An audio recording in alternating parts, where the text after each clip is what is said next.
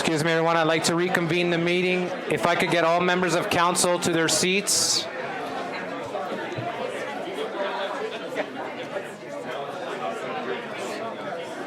Mr. CAO, Mr. Mayor, if you're out in the hallway, we'd like to have you. Oh, sorry.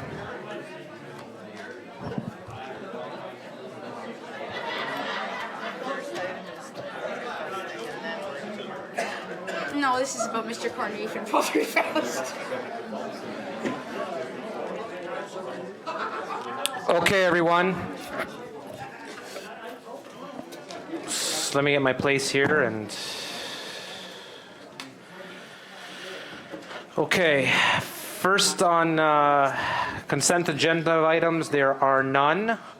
So we're going to go on to communications. Item PW 25-17, Jim Corneef, Chairman of Poultry Fest Niagara, 2017 Poultry Fest Niagara event. The recommendation that a correspondence dated April 3rd, 2017, from Mr. Jim Corneef, Chairman, Poultry Fest Niagara, regarding the 2017 Poultry Fest Niagara event be received, and that Council of the Corporation of the Township of West Lincoln hereby declares the Poultry Fest as a community festival in accordance with the Liquor License Act of Ontario and Alcohol and Gaming Commission of Ontario. Which festival is to be held on Saturday, June 24, 2017 at the West Niagara Fairgrounds. That permission be hereby granted the use of the arena parking lot for in-town parking and bus stop for bus shuttle service to the fairgrounds for those who cannot wish or not be able to drive to the new location subject to availability. And that council hereby authorizes the setting of the fireworks display as required under bylaw 2013-06 on Saturday evening, June 24th, 2017 as a part of the Poultry Fest Niagara event. That permission be hereby granted to place a banner on the wall in the township-owned Murgatroyd Parkette as has been displayed in the past years. I'm looking for a mover and a seconder for this item that we have in the chat. I have Councillor Chichuk and I have Councillor Ganan. Any comments or questions? Mayor Joyner. Thank you, Mr. Chair. The only question that I have is that the banner going uptown in the Murgatroyd Center, as you know, we're having a Canada 150 event, and we have the banner going up there too as well. Through you, can I ask the CAO, what is the timing of that, and can we, or is there a chance or possibility of putting up two banners on the Murgatroyd wall? Mr. Chair, through to members of council, yes, there is a possibility of putting up two banners. We have inquired whether they're different sizes. We will be putting up two banners to represent both the Canada Day 150 celebration event that we're going to have, the community block party, along with the other festivals. So we should have those banners within the next week, max 2 weeks. They have been confirmed, and they should be going up shortly. Thank you, Mr. CEO. Anybody else? Councillor Ganan. I would just like to make a comment in regard to the fireworks. One of the things that was brought to my attention last summer after Poultry Fest was the effect of the fireworks heading out over the farms on South Guernsey Road 10 and the effect it had on the animals. So I'm just wondering, can they be looked at in terms of what direction they're being shot this year? Maybe. I don't know if that's a question for our fire chief. Well, or... I don't know either, but I just want to make sure that it's on the record that it has been addressed by residents as a major concern in regards to their livestock, and it was brought up well ahead of this year's Poultry Fest, so I thought that I needed to make sure that that was on the table and in the record. Thank you, Councillor Ganan. Thank you. Mr. CAO. Thank you, Mr. Chair. Through to members of council. Yes, Councillor, I will bring that up with the fire department and the owners of the fireworks. At the end of the day, the company of the fireworks and the fire department really makes the final call in terms of placement, because there's wind. There's elements in the environment that obviously we need to take in consideration for that day. However, I will relay the concerns or inquiries that you have, and obviously we'll make the best decision possible. Okay, thank you. At least if they're taken into consideration, then that's good. Thanks very much. Thank you. Anybody else? Councillor Rayner, for the first time. Thank you, Mr. Chair. I have concerns with regards to the liquor license with this. This is an agricultural event to promote agriculture. And as we know, there tends to be more and more pressure from the police forces and incidences of a lot of injury and death resulting from this. I'm not against alcohol, but in this particular situation, and the laws have changed that you can get pulled over below the .08 level. Is this such a good idea in an agricultural setting that we need to have alcohol in this event, especially since we know the ramifications of it? And for all we know, Niagara Police can be all over the place anyways, which could create a little bit of an incident, and the safety of the community, the parking, the children, and everything else, because as we know, there are some people that don't handle it well, but attend these events. And that could be rather dangerous, and it would be a shame if something should happen. It was because we held this in this event. This is for agricultural purposes. This is for people to come to enjoy agriculture. There are bars all over the country. They can go to that if they really need to have to go to that. I'm just wondering if maybe this is an event that really should not have this for the safety of the people that are there and the roads around it. Okay, thank you, Mr. Rayner. I just want to maybe refer this back to the CAO if he has some insight on this about, did you want some direction from the CAO or some comments back from the CAO? I'm just wondering if there's any other comments from any other councillors with regard. I know last year Councillor Bell had some concerns with it. It still passed, but the pressure is continuing on, and you hear about it in all the time, incidents that happen because of it. And we always know that even how much you control it, there are always people there that can't control themselves. And that can lead to a serious situation in an activity and a fun thing that we enjoy in our community. And it would be a shame if something should happen because we have allowed it when it really isn't necessary. So if I can just maybe add to that, Councillor Rayner, I know when we go to Poultry Fest, there's a section that's sectioned off, fenced in, that allows you to enter to get a beer or a spirit or whatever, and you're not allowed to leave that section with that beer or that can or anything. It's a sectioned off section that they have for, just like any other Rib Fest, fair, or anything in that manner. They do have isolated areas for someone who wants to, enjoy their weekend and go with the family and have a beer. So I'm aware that, I think it was there last year, which I'm aware that it was off to the backside of the barn where it was, because I was in the dunk tank on the other side. So it was on the backside of the barn, and that's where they had it isolated, and they're able to drink. So I think all festivals do it. I don't know if I'm one to say that they shouldn't do it, but you go ahead, Mr. Councilor Rayner. For what you're saying is correct, but like most incidents where it happens outside the area, they don't have the beverage on them. The damage has already been done when they walk out of the facility. They have the influence of the alcohol in them. They don't carry it on them, and the damage is done afterwards. I believe very rarely do the police pull people over and they actually have it on their possession.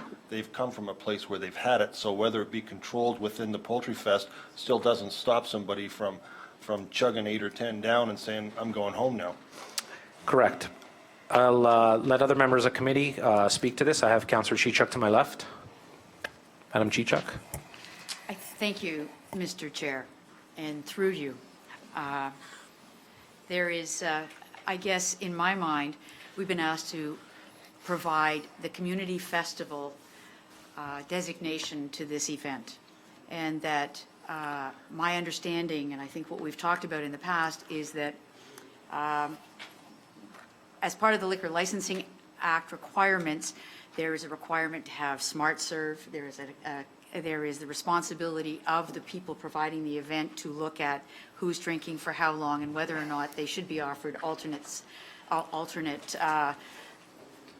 drives home. Now, we are looking to try and get people back into downtown Smithville. That isn't going to take care of everybody. But I guess if we look at this one, it's no different than any liquor license that we would ever want to have in this township. So if we're saying that we want to go dry, because the comments that are being made would be the same if I wanted to go to a restaurant and have a beverage there. And Correct. while I might be eating, which I would be doing at Poultry Fest an awful lot of, so don't follow me around. I consume about 4,000 calories in an hour. But if we are going to start looking at doing more than what's being asked of us, which is to provide the community festival designation and put the onus on the festival to be the policing and gatekeepers of what it is they've asked for, we're putting ourselves into, I think, a position that we don't want to be in. And we look at every liquor license that's ever asked for in this community, and we approve it, and then the operator is required to enforce it to the degree that the liquor license board asked for. So I'm struggling with why, I understand that Poultry Fest is for poultry and agriculture, but I'm just struggling as to why we're doing more than trying to give them the community festival designation. Thank you, Councillor Chick. Anybody else would like to comment on this? Okay, I'll call the vote. All those in favor? Oh, sorry. And that's carried. Mr. Chairman? Yes, Madam If I Chichuk. could, and I apologize for this late ask, but I'm just looking at least the library, and I worry that we are going to go to 11 o'clock.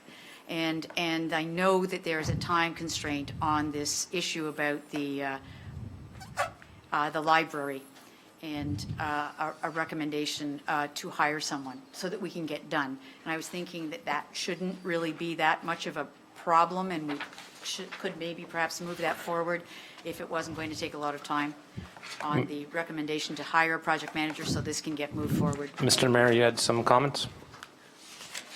I think that's a request, and I think that was a request that should have been made earlier in the night. But it is before us now. I will second it to put it on the floor. I'll tell you right now I'm not in favor of, but if we want it to go on the floor, I will be the seconder. Thank you. Thank you, Mr. Mayor. Any comments for this issue of Councillor Chichuk? Councillor Bell?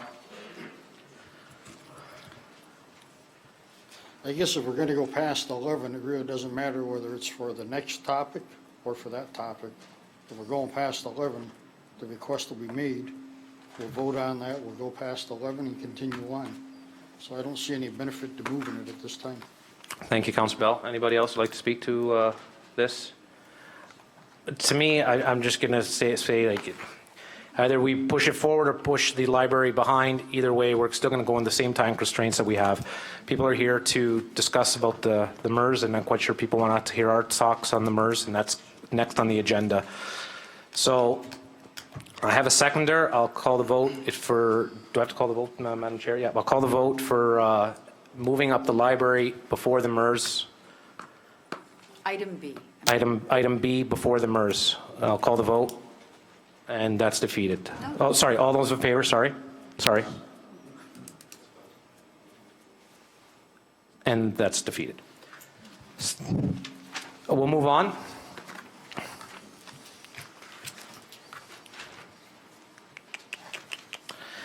Staff reports, item PW 26-17, Director of Public Works Engineering Brent Julian and Mr. CAO Chris Carter. Report RFD PW 16-2017 MERS Design Build Authorization. The recommendation that the report RFD PW-16-2017 MERS Design Build Authorization dated April 18, 2017 be received, and that Council accept the design build proposal submission by Ball Construction for the design, build, and construction of a multi-use recreation site and library in the amount of $23,215,000, including a walking track and additional provisional items, with the exception of a greenhouse plus HST, and that Council approve the project budget in the amount of $215,867, including rebated HST, to be funded as outlined in Table F, and that a bylaw be passed to authorize the mayor and clerk to enter an agreement with Ball Construction. I need a mover and a seconder for this. Councillor Bell, Mayor Joyner. Obviously, we're going to have comments or questions. But first, Mr. CAO, do you have? We'll go to you first. Yeah. Thank you, Mr. Chair and members of council, for this opportunity for myself and the team to present tonight. Before I get started, can everyone hear me in the back? Everything okay? Okay, thank you. As I just stated, thank you very much for the opportunity to present the report this evening. A lot of work has gone into to where we are this evening. Before we get into the current state, I just want to give a high-level background in terms of where we were and how we got to where we are this evening. As council is aware, approximately 2 years ago, staff and council worked together to try and come up with some vision and identity with respect to West Lincoln as a whole. Emanating from those meetings and workshops, we came out with sub-working groups. One of them was the Recreation Leisure Library, the other one was the Economic Development Committee, the other one was the Transit Committee, the Mayor's Youth Advisory Committee. There was a multiple of committees, working group committees that we wanted to entertain so that we could bring information forward to council so council could make a sound decision with respect to future growth, future social services, transit, whatever the topic might be. This was an avenue that that council decided to take. As a result, a major report was presented to council, and it was called Building a Vibrant Tomorrow. It was a recorded vote. Council was all in favor of it. It identified pretty much the next 5 years of where we're going to go, what we're going to do, how we're going to grow strategically, and how are we going to put all of our strategies in a plan and let them roll out and manage accordingly. In addition to that, we also had other policies that were implemented. For example, our reserve policy for financial clarification, so that every year we knew council was putting away enough money in our reserves to continue a healthy reserve policy. And those amounts are already allocated in every budget we go to. So we can see the future, we can project the future, and we can plan for the future, because obviously we're working together to come up with that identity and vision, which we obviously incorporated as Building a Vibrant Tomorrow. Some of those phases in Building a Vibrant Tomorrow are evident in the agenda package this evening, but also transpired last year. For example, we did town streetscaping. I've heard nothing but positives that we're trying to work to beautify our downtown, to help out with our economic development, our commercial industry, to support our local businesses, but also to assist with attracting. We can't make people come here. However, we can make it a positive environment to come here and open up shop. In addition to that, we also looked at partnerships, and you'll see tonight we have a partnership with the United Church. This is council's vision of trying to assist with the downtown parking, the future growth that's going to potentially be happening out in our west quadrant, but also showing that there is a partnership through public and municipal services. And not just on the municipal level, those funds that are identified in that report, majority of that are amount, and again, it has to come back once the tender is approved, is going to be picked up by the region. So this isn't just West Lincoln as a whole paying for this project. It's a partnership. It's really a three partnership. So again, in the report, as you see tonight, you also see Wellandport. Council was able to put away approximately $900,000 to $1 million. Staff was very active in terms, and I'll give kudos to the CEO of the library, Vanessa Holm, going out actively looking for grants and applications, which we do on a regular basis, whether it's for roads, whether it's for the multi-use rec complex, whether it's with Wellandport Community Hall and Library. At the end of the day, staff, anytime there's a grant, whether it's for the provincial, federal, there's an application going in. And we usually report back with a yay or nay. In this regards, it was a yay. And we were able to get about $400,000 in grant money to now accommodate the expansion and the renovations to the Wellandport Library and Hall at approximately $1.4 million. That being said, when you look at the agenda tonight, the vision and goal and the identity that council was trying to strive for approximately 2 years ago is evident. You're working in rural areas to assist with their programs and services. You're looking at trying to establish partnerships, whether it's at a higher level of government or local level. And at the end of the day, you're trying to plan as best as you can for future growth. And as we know, right now, our west quadrant is approximately anywhere, how we finish it off, 600 to 800 new homes coming to town, along with the current homes that are being developed, the townhomes that are going in next to the new school. Mars now is thinking about building and opening up shop down by the old train tracks. So in other words, our vision and our goal and identity of establishing committees, looking for the future and planning for the future is even evident in this agenda tonight. That being said, council gave staff authorization to proceed really on two special dates. In October of 2016, council authorized the $23.6 million. And then once again at budget deliberations, I believe it was December 5th, at budget approval, that council was in support of moving forward with $23.6 million, option B, which was presented numerous times to council, to move forward and solicit requests for proposals. That's where we are this evening. We've gone out, we've done the direction as per council's directive. In saying that, if you look at what's on the screen, there's been numerous times where we've tried to advertise and promote and educate the public what's going on. We had numerous open houses. We had numerous flyers and advertisements that went door to door. We had numerous social media applications that were sent out to all of the town, whether it's through Facebook, Twitter, et cetera, et cetera. We tried to use it at special events, Harvest Roots, the Christmas parade. At any opportunity, we tried to maximize and educate the public, besides, really going, I think, door to door as staff. So we tried to identify a communication plan that was presented to council. As a result, we've gone through the budget, we've come back with the RFP. There's been a team that's been established for the hiring criteria, and I will recognize them right now. The evaluation team and committee was made up of the Director of Public Works, Brent Julian, the CEO of the library, Vanessa Holm, myself as CAO, and our hiring consultant, Hank Hudema, sorry if I pronounced that incorrectly, as we hired him as our project manager, who has tremendous amount of experience and knowledge, and also his experience with building other facilities. Plus, there was also the manager, Bob Dennison, Parks and Recreation. So at the end of the day, we presented the RFP to the public. There was 4 bidders that were successful in our qualifications that were able to bid on this.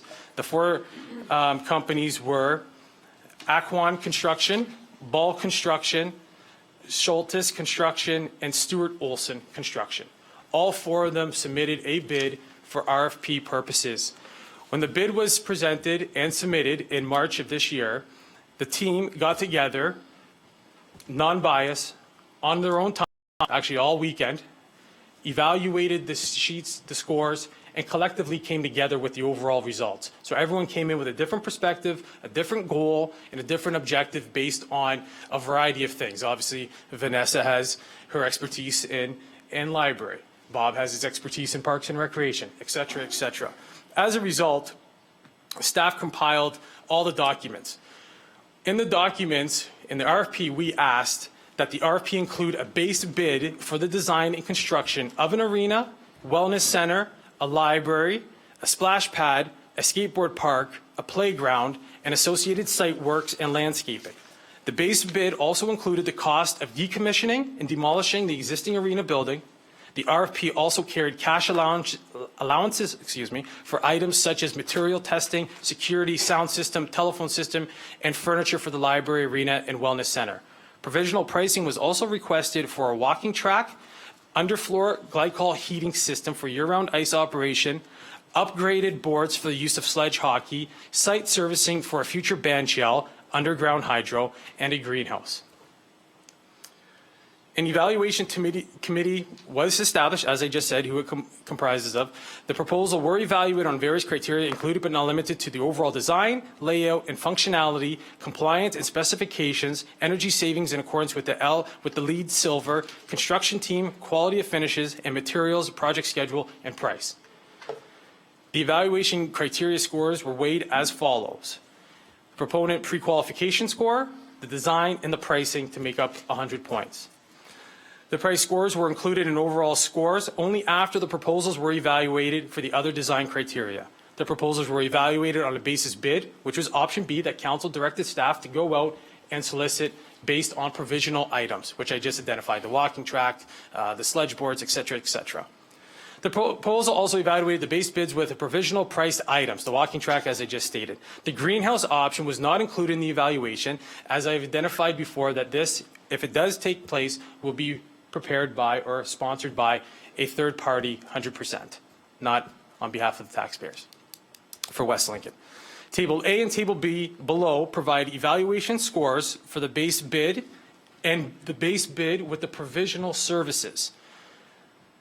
So Table A, the base bid evaluations, these were the numbers. And as you can see from Acon, Ball, Schultes, and Stuart Olson, Ball Construction came in, which is going to be our proponent, as we identified, at 77.97, approximately half a point difference from, I guess you would say, the highest score company.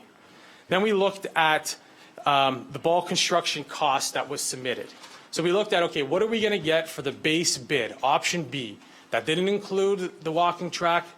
It just included the base bid as recommended. And these were the numbers: 28 million, 22 million, 25 million, and 28 million. It is important to note that although Schultes evaluation score for the base bid was marginally higher, scored by 0.48, half a point, Schultes' financial proposal was significantly higher than the budgeted amount approved by council. The financial submissions are provided in Table C below. So again, what we've done here is we've taken the score. As I said before, there's three criteria: the pre-evaluation, the overall score, and then there's the score with the cost. Because obviously we want to ensure that the RFP, and I'll speak to the RFP and we'll get into that in a few minutes, is exactly what's presented in this binder of approximately, how many sheets? Lots of sheets.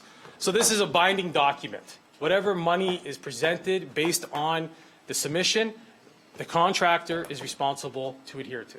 So everything that's identified in this binder is agreed upon. There's no additional cost. It's only additional cost if we choose we want to go beyond this binder that identifies everything that's in this document. However, that might be a topic later on that we can discuss collectively. So what we did, we added up all the scores and we added on the financing to see how it comes together, because it is one complete pie, I guess you would say. And at the end of the day, Ball Construction overall was successful. On the financial side, on the proposal side, overall was very successful. Then we look at the financial submissions and we look at how much were the provisions on top of the base bid. We look at the walking track was $450,000, the glycol system was $52,000, sledge hockey was $6,000, servicing for future band shell was $8,000. Provisional price totals was $516,000 on top of the base bid. So the final totals of 22.96 was submitted for totals. If we, and as I said, identified here, we are not adding in any cost for the greenhouse. We've identified the greenhouse. They're coming back at approximately $411,000. However, it's not even identified in our finances. We just want to let you know that that was the cost that came in.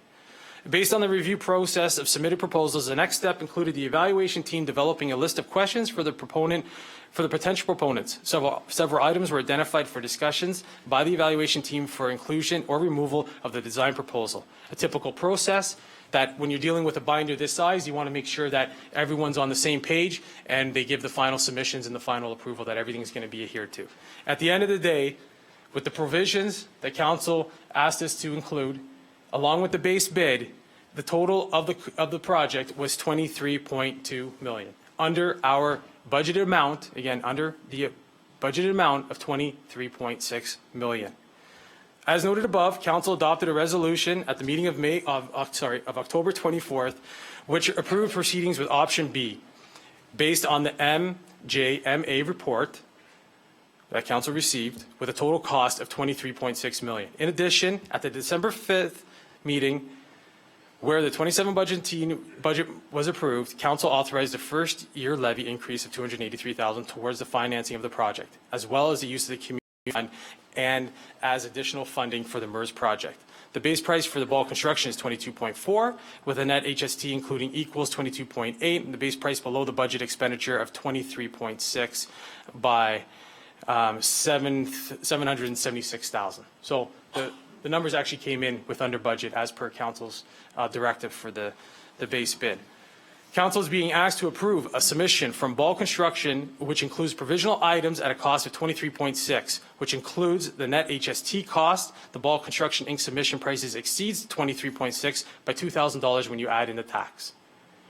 It is important to note that the submission that the council is being asked to approve includes an indoor walking track, a glycol heating system, sledge hockey dashboards, and servicing for future band shell, all items that were not included in the MJMA estimated cost of $23.6. The 2017 operating and capital budget report presented to council on December 5th outlined the financing for the MERS project would require 3 years of adjustments to the tax levy. An increase of $283,000 to the tax levy was approved in the 2017 budget. There are 2 additional tax levy increases planned as follows, and this was identified in the news article and the advertisement and communication plan that we sent out, and originally it was 5% for 3 years. We knew that growth is happening here. We know that growth is very important to us, and due to the growth that we received last year, the 5% that we projected, because we're as we said for staff, we're going to give you the worst-case scenario. We're not going to give you any smoke shows. We're going to give you the worst-case scenario, and we projected 5% for the next 3 years, and then it's over. The tax levy has increased, and there's no further additions to compensate for this project. We were able to come in at 3.5%. So due to growth, due to expansion, and due to forecasting, we're able to reduce that 5%. Is that going to be possible next year and the year after? We'll get down to the future growth and the numbers, and hopefully it will relieve some of the pressures in the future. Not guaranteeing it, but at least let us identify this on the next page, how that growth is going to be able to reduce our operating costs, if not increase some of our capital expenditures if needed. So overall, there are requirements coming up, as everyone knows. In 2017, overall levy resulted in actual net levy of 3.6, as I just said, below is a summary of the tax impact. And this is what it is on an average assessment. We're looking at 10 cents a day for 2017 for this project. We always use average cost for the house. We use our average numbers. You're looking at $38 annually. Monthly is $3.17. That works out to approximately 10 cents a day. Worst case scenario, if we move forward, next year you'll see 16 cents a day, and the year after that, 16 cents a day after that. However, being on the positive note and with growth, as we will see from the next topic, we're hoping that's going to be lower. However, I can't confirm that to date, obviously. In addition, the 2017 budget report indicated a borrowing requirement of the MERS project of $20 million. Given the a revised borrowing requirement of $20 million is required, in which an increase of $1,000 as of April 10th. The Infrastructure Ontario rate for the 30-year serial debenture is 3.45.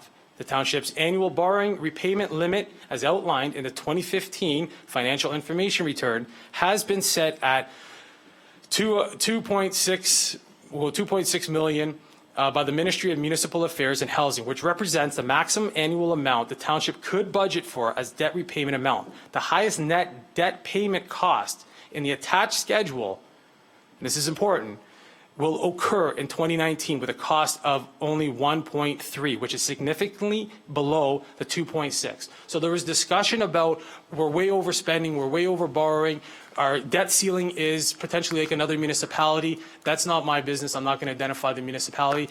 As the Director of Finance, right now, the worst case scenario in 1 year, we're at approximately half of our amount. And this is over the 30 years that we're reviewing currently. Table F below outlines the annual debt repayment required based on the above debt issuance. An index rate of 1.5 has been used for development charges increase. Index rate of 1% has been used for increase for the Arena Build Fund. In short, the table below is very important. Below is using 55 new builds a year and calculating the development charges revenue. So as I just said earlier, due to growth, we were able to knock down the taxes that were required. We're using 55 builds a year. We are averaging 130. Significantly higher amount of money and revenue we're going to receive from growth. And we all know growth pays for growth. That is the purpose of growth, and that is the purpose for growth paying into DCs. And DCs are development charges, which we collect from every new build, every permit that we receive. And at the end of the project, you will see the total amount of the project at $23.6 million, and hopefully you can see it here, it's not bolded, is $11.8 million to the taxpayer.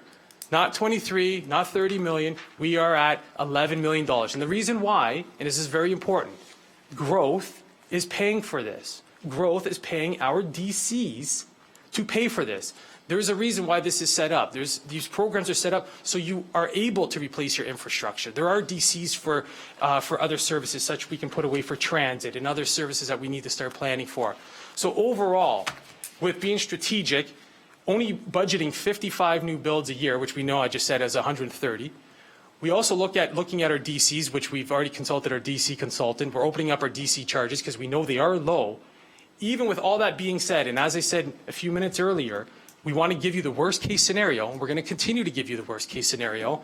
You're still looking at, and I'll increase this spreadsheet so people can see it a lot larger. And let me know if you cannot see it. Let's see if I can go a little bit bigger. that will indicate how we're going to fund this project. I shouldn't say this project, how we're going to fund the multi-use rec site. And at the end of the day, you're going to see how we're going to use the community fund and taxes and fundraising and potential grants to reduce it. In this budget, we have $1 million for fundraising. We've met with the consultant. The consultant says, I've never, ever targeted $1 million. It's the lowest I've ever targeted. However, those results will come in. I know there has been dialogue with people in the community looking for naming rights. I'm not going to go there. That's not the topic for this evening. And $1 million, we've been told is very low once the program gets rolling, because it's not just about going out and having dances and doing fundraising on that end. It's you get into the naming rights, you get into advertising. There's a whole component of this whole fundraising campaign that goes towards. However, we decided to go really low and not change any of the numbers with $1 million. We also look at using the community fund, and the community fund is going to be approximately $444,000. We're not using the entire amount as council's approval, and you'll see that there's a descaling of the use of the community fund.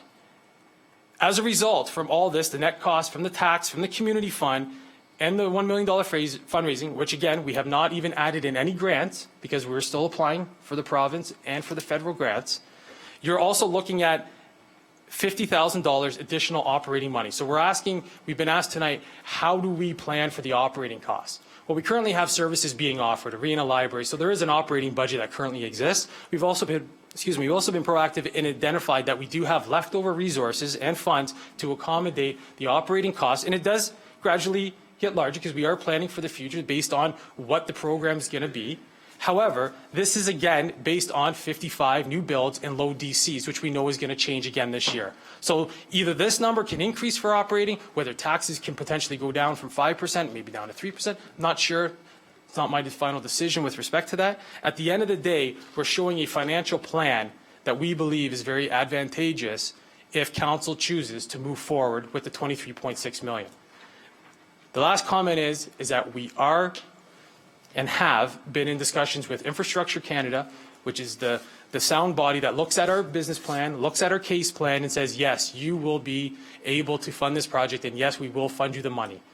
It's right now at 3.4% borrowing, very, very low for infrastructure borrowing right now. It will continually go up, and it has over the past 8 months, 6 to 8 months, if Donna can confirm that. And at the end of the day, you can also lock it in for 30 years. So, Council, I'm here before you tonight with the team to answer any questions, hopefully provide some clarifications with respect to the cost of this project, clarification on who's paying for this, and how staff has been communicating with Council for approximately a year and a half on moving this type of project forward, along with all of our other strategic projects. On that note, Mr. Chair, I'll conclude. Thank you, Mr. CAO. I know there was, if council members of the committee don't mind, I know there was drawings, and I wish you can go through the slideshow of the drawings for maybe members of the public to see who Yes. haven't had a chance to see them. Yes, I will. Sorry, Mr. Chair. I was just getting clarification with respect to my Because it was on with our package. So. Yes. So before you this evening is part of the RFP packages that they provide renderings exactly as to the specs that are going to be required. And before you this evening is, and I'll minimize it here so we can get all of them. Before you this evening is the picture of the outside of the building. As you will see from this area here where the kid has the kites, this building here is the library. That would be the proposed library. Then you would move over. This area here would be your main entrance. And then this area here would be the arena. Obviously from, I would say, the right side of the picture coming in would be the main entrance of the building off of Main Street. Addition to that, here's an aerial view of our site plan in terms of what would be offered, where it would be located, and what services would be potentially available. This area, obviously, here is where the existing arena is. That would be demolished, and that is part of the RFP package. It is included, so we're not coming back a year and a half later and saying, what are we going to do with the building? We don't have money to dispose of it. It's included in the package. In addition to that, you'll see the setup for the library. You'll also see the setup for the gymnasium. This is where the second floor will come in, where the meeting rooms will come in and we'll get to that in a minute. And then obviously you have your arena, and then when you get to the second floor, you will see the walking track above the arena. Both concepts are really open concepts to above. You'll see some meeting rooms that will be able to look inside the gym, and also in the arena when there's meetings and other special events going on for people to consider. You'll also see the potential greenhouse if we move forward with that in the future. There's an outdoor terrace so that there's a meeting place for people if they want to go out and read their books on the terrace or have a coffee, whatever it might be, another hub or another social interaction. Again, what we're trying to promote in the township is trying to build hubs and communities where people can come together and join, whether it's for social events or reading a book, or whether it's for a hockey game or playing in the gym for a birthday party. In addition to that is our, I guess you would say, our outdoor services, where you would have a custom skateboard park that would be up in this corner. And then you would also have your playground slash splash pad in this area as well. Council and I believe staff has listened to the public, especially from the baseball community, and said, please don't remove our baseball stadium, and we're keeping that into place, obviously. There is one that is really not used that will be decommissioned and then opened up for green space for further services, whether it's it could be a future dog park, whatever it might be. We have opportunity for services in this on this lot. We also have the accommodation for all the parking, all the buses that can park up front, and then also we have a special drop-off box here that's identified for the library for service and so on. Again, here is the second, I guess you would say, the first floor, but just more of a close-up with respect to some of the meeting rooms that are being identified. There's a meeting room down here. Could you just zoom in a bit so maybe the people in Yes. the back can see that, Mr. CAO? Here's a zoom in of specifically what the rooms will entail and where the washrooms will be identified. Again, there'll be washrooms on the main floor. There's a coffee reading area. There's a room for the social services as renters, as we discussed last time. You know, the staff working area is very self-explanatory in terms of what they mean by the word. Obviously, a concession, a tuck shop, where staff will be locating a main seating area. And again, you move over to the hockey arena where you have the mechanical room, workshop, refrigeration, and then you have meeting rooms for figure skating and the user groups that are required for this type of facility. And then you have additional storage. All this site plan that is before you right now, you know, for example, if this room needs to be converted over to the study room, you can move the walls around. The principle behind this is the facility that is coming in at $23.6 million for council's consideration. Again, this is the second floor that I was speaking to, and I'll zoom in. The second floor, obviously you would come in the main entrance below, you would come up the stairs here, or you would gain access through the elevator. The second floor obviously has washrooms, and then there's meeting rooms that obviously have open to below where it says there's an actual open concept. And then there's also another common viewing room where you can have meetings in here and then obviously look outside and view what's going on in the arena for some of the individuals that don't want to sit inside and get warm. And again, some of these rooms, this could be a larger viewing area. Those are the little final details that you get into. But again, you'll see the main concept, what's being proposed. And then you also have, you know, other offices were actually moved down to below. We've moved these down and they will be accommodated below, even though it says minor hockey office, figure skating. They are actually down below, as I noted. Again, here's another rendering of the outside, another aerial rendering. And let me know if I'm going too fast, Mr. Chair, members of the public and council, sorry. And again, here's another view of the front entrance. Obviously, you can see it's kind of an open concept where you would enter in one and you can look through all the way to the gymnasium on the other side. So again, there's that interaction of programs going on inside the gymnasium, having an interaction in the front lobby, but also having that interaction between the library and the hockey arena as well. Again, here's just another angle from behind. This is what you would see where people will be walking on a pathway in a corridor out from the cafe, if they the terrace, I should say, having a coffee, and then this would be the view. You could actually view into the arena from the opposite side from behind, and again, having a walkway that would encompass the entire park. Again, just another visual from the basketball side, or the gym side, I should say, sorry, if people playing basketball. And then here's just different elevations, you know, where the flags will go and how the facility is going to look at different elevations. Again, this was all part of the report that was presented to council and made public on Thursday for consideration. Again, just more renderings and visuals, and then this is the rendering of what the splash pad will look like. That would be going up on the north end of the park. Just another rendering of the services that we will be receiving. That's part of the bid package of the RFP that will be provided. The skateboard park, visual of what the skateboard park will look like. The play structure that will be installed, what will be encompassed for that service. Again, just another visual, some playground equipment, swings, some slides. And again, just here's a visual of what the gymnasium would look like with the view up above from different angles.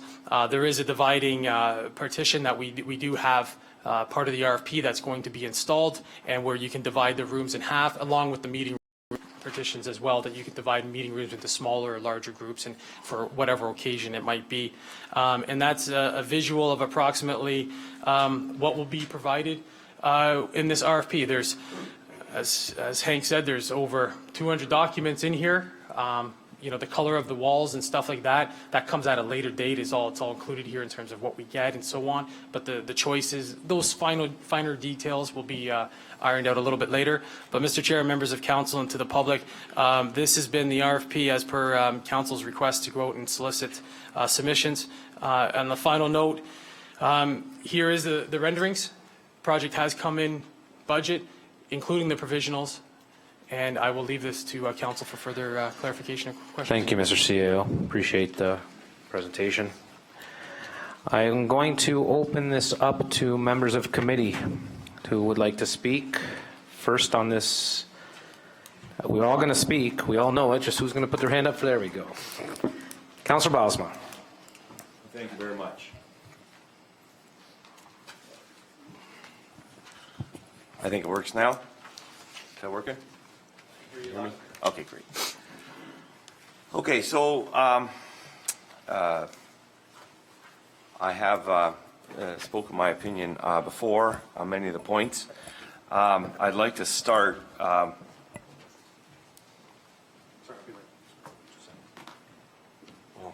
first. Yeah.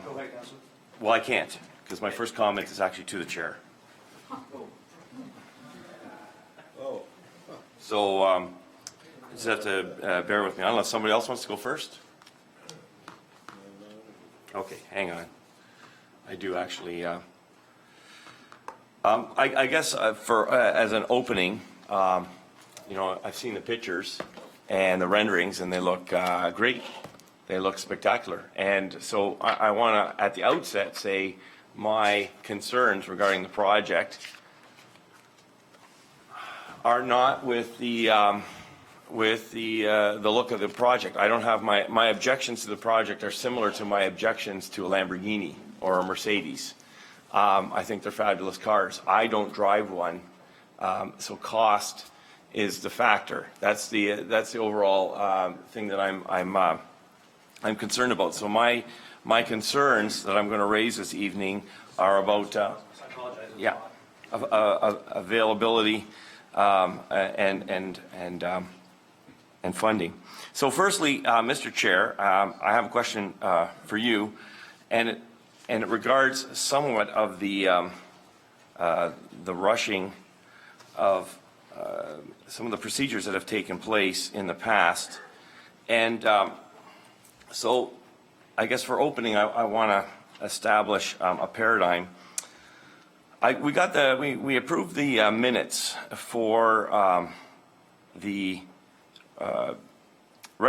Recreation, Leisure, and Library Development Advisory Committee. We received minutes in the last Public Works meeting, and so I was reading through them, and it says, and I quote, "In response to Councillor Chichok's inquiry regarding the site plan process for the project, Councillor Bell stressed the importance of limited input from observers who serve on council due to the procedure bylaw regulations governing what constitutes a quorum." So that's from our minutes, which were approved at Public Works. So that's in effect. So 4 days later, after this meeting, on January 23rd at a council meeting, you specifically chastised me for not having attended the meeting and having input at those meetings. I was also called on the carpet for raising the issue of quorum at those meetings and the lack of minutes produced for public record. Yet Councillor Bell objected to Councillor Chichok having an inquiry at those meetings, for asking a question at those meetings. So the point that I'd like to raise at this time, what purpose was it for the councillors who weren't part of that committee to come if we weren't even permitted to ask our questions there? So I was chastised for not being involved at that level, and yet it would have been futile for me to attend because we wouldn't have been able to answer questions because Councillor Chichok wasn't allowed to ask questions at that meeting because of quorum regulations. So I believe you, firstly, owe me an apology, and the mayor, because I raised issues of quorum, which 4 days prior were issues raised at that meeting. Now, I wasn't privy to that until the Public Works meeting where the minutes were entered.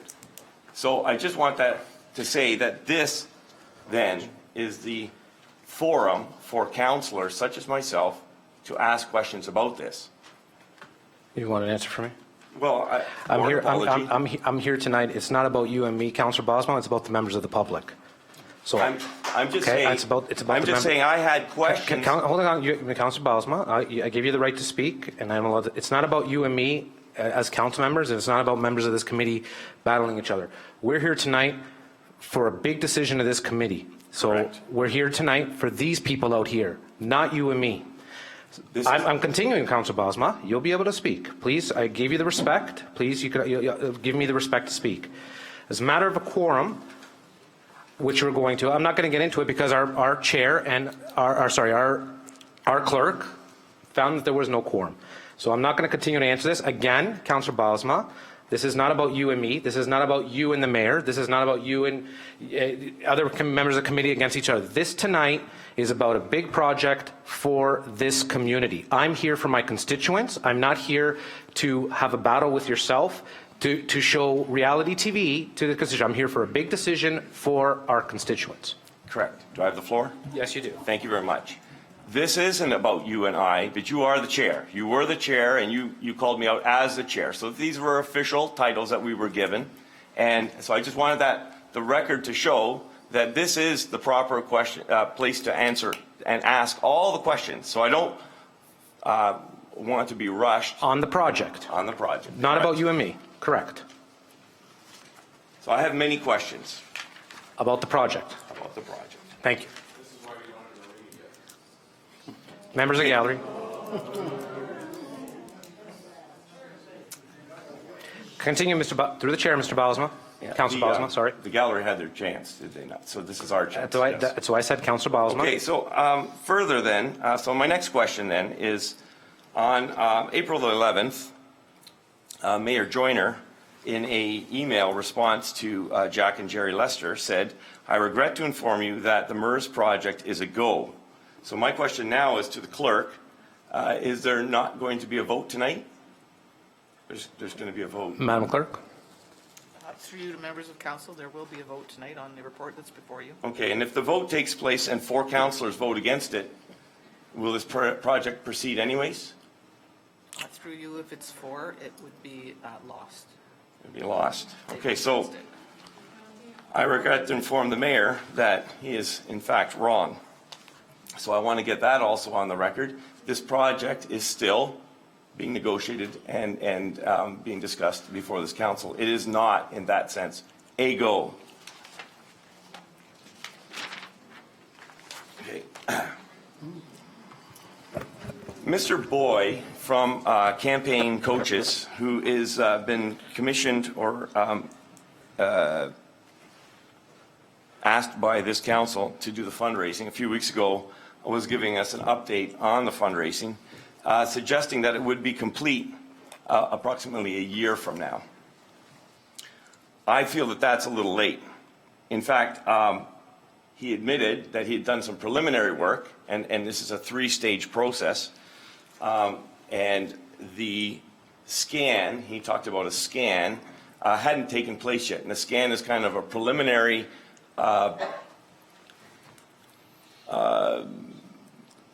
survey of the community what kind of money that they would raise.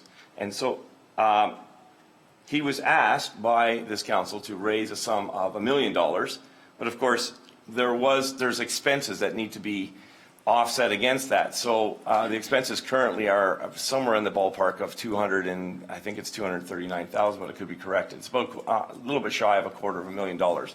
So the $1 million that we asked them to raise, when you take the net gain for this project, is about $750,000 and change. And again, I stand corrected. In terms of the project, it represents about 3% of the project's value.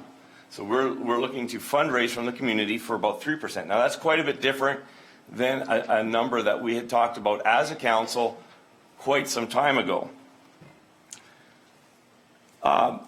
My concern, and this is really crucial, and I think we should hang on this for a bit, is if he conducts a survey and finds that he can only garner $100,000 in net gain for the project, who's going to be left on the hook for the balance of the shortfall, which is, and my concern is that the taxpayers would be, which would be very ironic and actually quite immoral, because to me, the key of this community, and we've talked a lot this evening about, community involvement and community, and everybody's got an opinion about this. And there's been a very vigorous discussion, and I thank the gallery for that. And there was a straw vote taken, and there's a survey done by our group, and a survey done by some members of the community. And while they have some merit, we've made decisions based on our survey, and they've made decisions based on their surveys. While they carry some level of merit, at the end of the day, the best indicator of the support from this community is going to be that fundraising project. I mean, people can say that this is really important to them, but we really speak with actions and we speak with our wallets.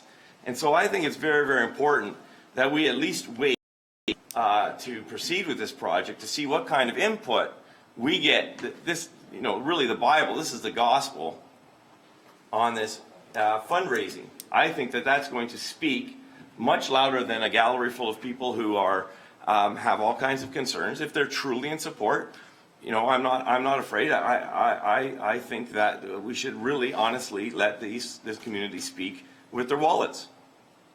And it would give a council here a strong indication of what really lies in the hearts of the people out there. So to do this, to proceed with this project here tonight, prior to seeing what the scan is going to produce, and many other things, many other questions that I have, at the very least is premature. We received this this whole package on Thursday. We've had 4 days to digest this. And we don't have, in that sense, the kind of answers that we need, and they're not just answers that, they're answers that nobody can ask or answer because they haven't come to fruition yet. My next question has to do with, I just want to say that, back up for just 1 second. If we don't raise the kind of money fundraising, and yet we proceed with this project and just foist it upon the taxpayers, make up the balance through taxation, that really what we're saying is, regardless of whether you want to support this or not, we're going to make you support this. And that's why I said that that was immoral. It's disregarding their opinion. So getting on. DC charges. So I looked at the schedule here that was handed out, and the DC charges for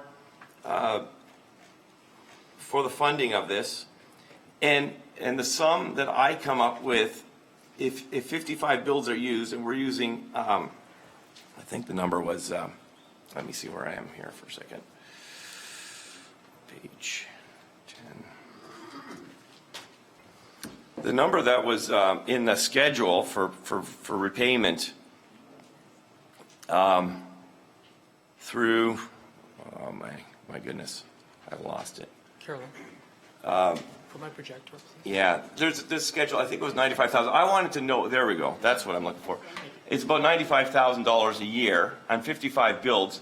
So that means the estimated development charges per home are in the order of about $2,000, give or take, but we're going to open that up. I want to know what kind of increase to development charges are going to take place. And we can't have that discussion until we open up the DC charges and talk about this, kind of shelve this, and then go ahead and then have that discussion. That discussion is happening after we're approving this, if this is what we choose to do here tonight.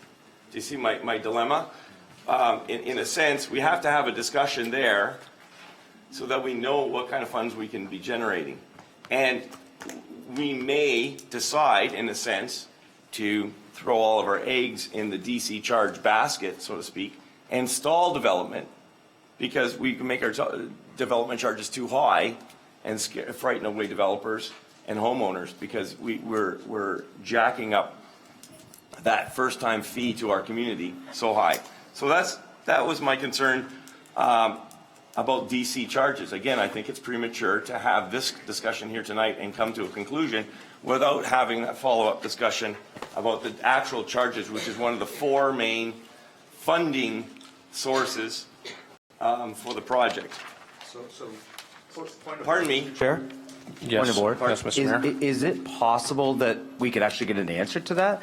Because it's probably the first real question I've heard. But anyway, can we get an answer to that from staff? Can we get an answer about Okay with Council how we Osmond? intend to do Yeah. DC charges? Just want some answers. Go ahead, Mr. CAO. Mr. Chair, through the members of council, I could probably answer some of the first questions that you inquired about with respect to fundraising and Perfect, yeah. et cetera. So I'll start with that, if I may, Mr. Chair, through the members of council. The individual salary, as I stated, and I think I nod to you, and unfortunately I didn't say it verbally, for doing the fundraising, that individual's cost is in a reserve. Every penny that's fundraised will go towards this project. So we're not using, people's donations to go towards their salary. That's already allocated in a reserve. That gets compensated in a reserve and should be really focused on a separate topic. This is very standard. This is not the first time that this individual has worked. Obviously, he was very successful in Lincoln and surrounding. You know his portfolio, which I'm not going to get into. In addition to percentages, just for council's consideration and knowledge, the Wellandport project that we're doing for $1.5 million, the money that's in that reserve of $900 to $1 million, only 1% of that money was fundraised.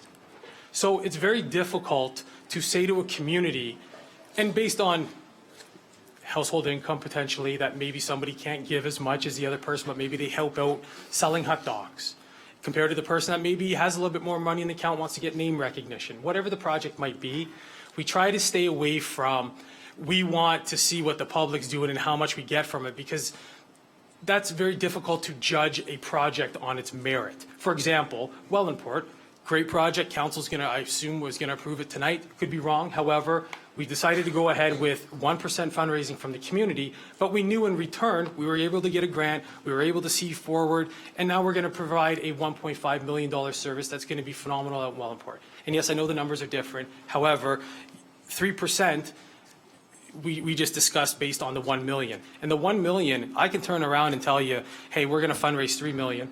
It's going to fluff these numbers up.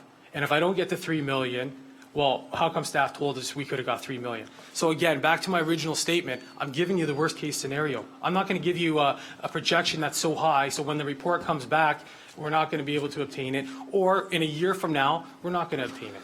We're going to strive for 1 million. If we get over 1 million, then fantastic. And if not, then we have to understand that some people maybe just, whether we don't want to discriminate against them, maybe they don't have the money to donate.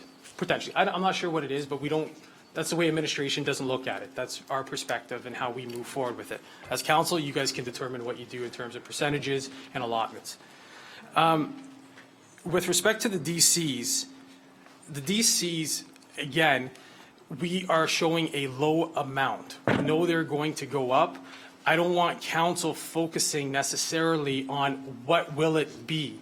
because we've already presented the business case to go ahead with this. Even with the lowest DCs we have now, you're within budget as per the amount you gave approval for staff at the budget deliberations. So to focus on what is it going to be, that wasn't our goal. Again, it comes back to us saying, even with our current low DCs, you're still going to be able to provide this service for the public based on the RFP and based on the amount that was allocated at budget deliberations.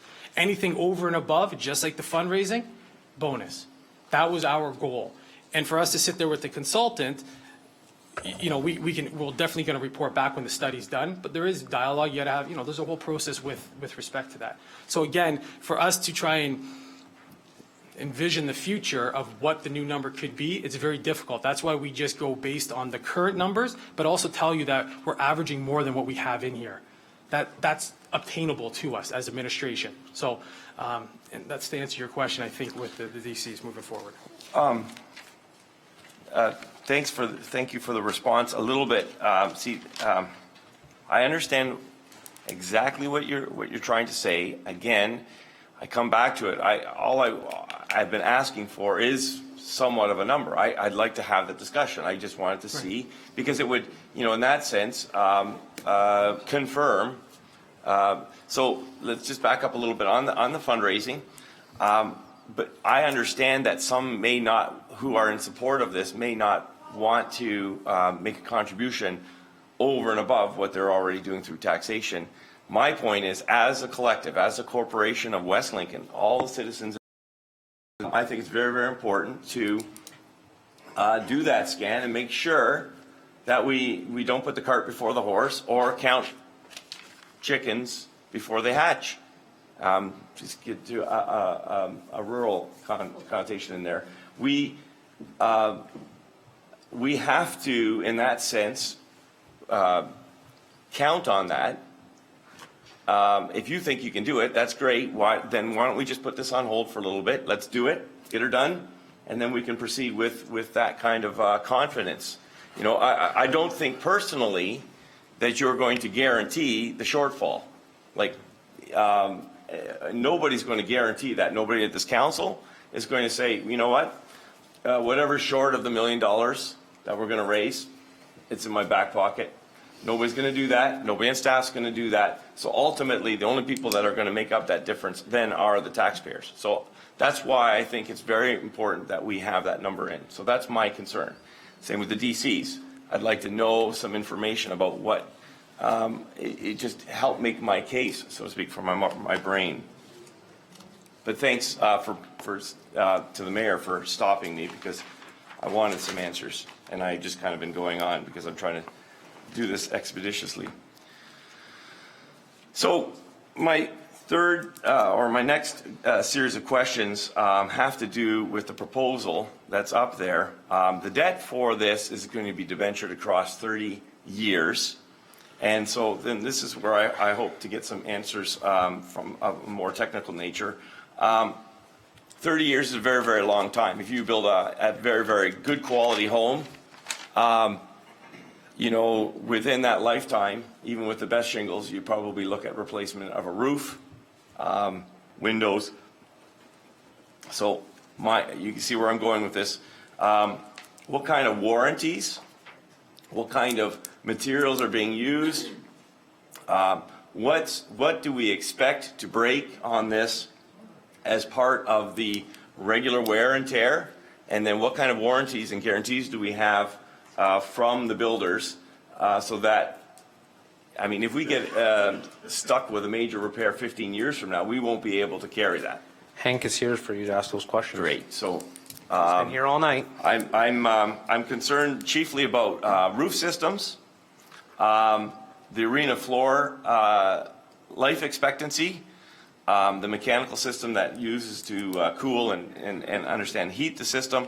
What kind of guarantees, warranties are on all of these to meet that 30-year plan?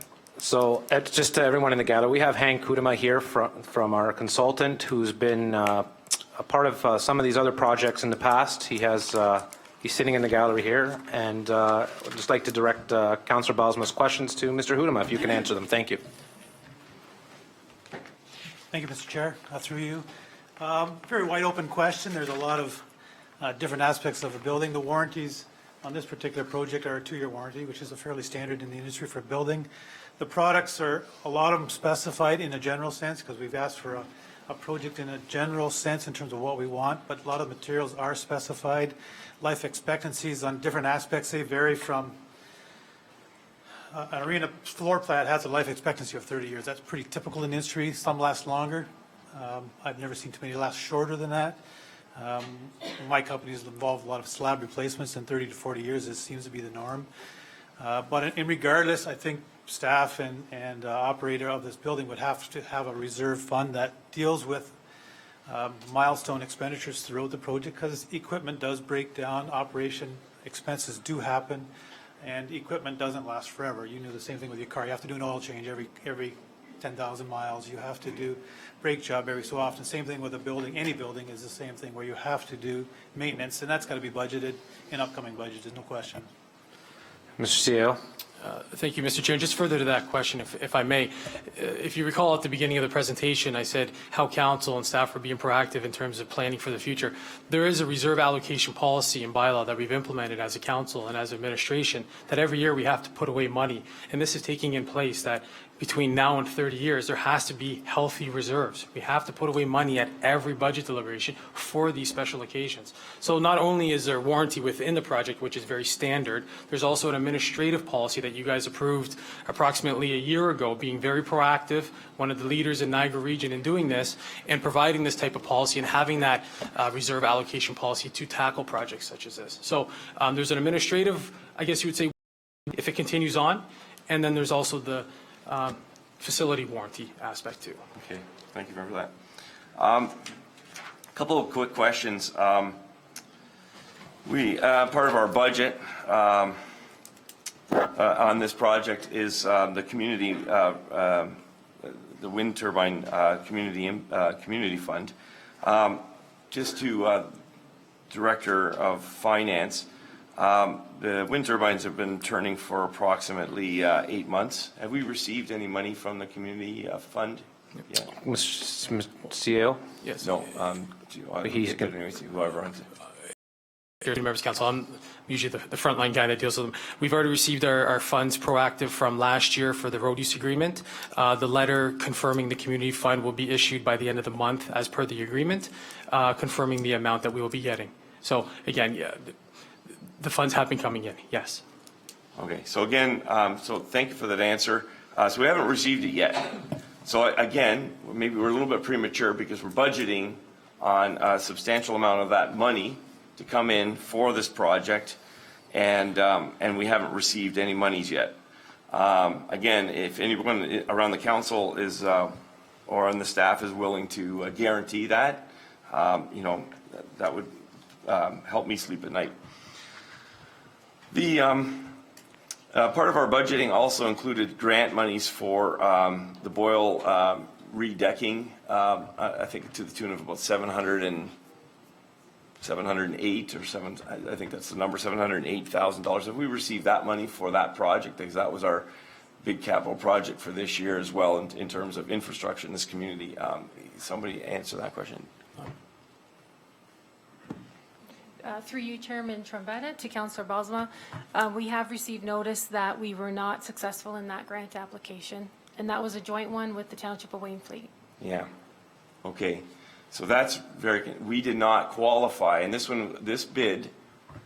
grant, when we budgeted this, we were told at that time that we would receive this because it was a joint venture with the municipality of Wainfleet. And so now we have to fund we have to split a $1.5 million redecking of one of our infrastructures. And this really strikes at the heart of my concerns for this community. We're putting all of our eggs into this MERS basket, and it's a wonderful thing. But driving around a Mercedes while the roof is falling off your house doesn't make for good family life, good community life, good livelihood. So, the Boyle Bridge was on our budget for this year, and I don't know yet. I haven't seen any numbers of how we're going to get that project done, but it needs to be done this year. Somebody alluded to the fact, and it's true, Bridge 34 on North Chippewa Road, it has been reduced to one lane. It was built the same year as Bridge 12 and the Leisureplex, by the Leisureplex there. We replaced that one. They were the same design, so it stands to reason that they would be both in the same condition. But we've reduced it to one lane. We have no plan in place. So our bridges are getting dilapidated and they're being reduced. We're not qualifying for these grants that we were banking on in our budget. And so and we've heard a lot about the shape of the roads in our rural parts of our municipality. So this is really the heart of, for me, why we need to not go this. It's too expensive, and simply our infrastructure is screaming at us. If we don't listen to the vast majority of the people of our rural communities who are screaming at us that the roads are falling apart and the bridges are falling, our bridges are screaming at us. We need to be repaired. We have 90 structures in our community. We've replaced one in this term. So Bridge 34, do we have a plan for that? Order, Mr. Chair. Can we ask a subsequent question based on what Councillor Balsma has said to the Director of Finance? In your turn. I think it's very through the chair, Mr. Councillor Balsma. pertinent. I'm just, not that I have an issue that with Mr. Mayor. I just want Councillor Balsam to finish up because other members of committee want to talk on this matter, and I would like to hear from other members of committee. So I don't know how much do you have left, Councillor Balsma? Well, I'll wait, Mr. Chair. Thank you. If you can, please, because I know other members, and I'm sure the gallery would like to hear from other members of committee as well. All right.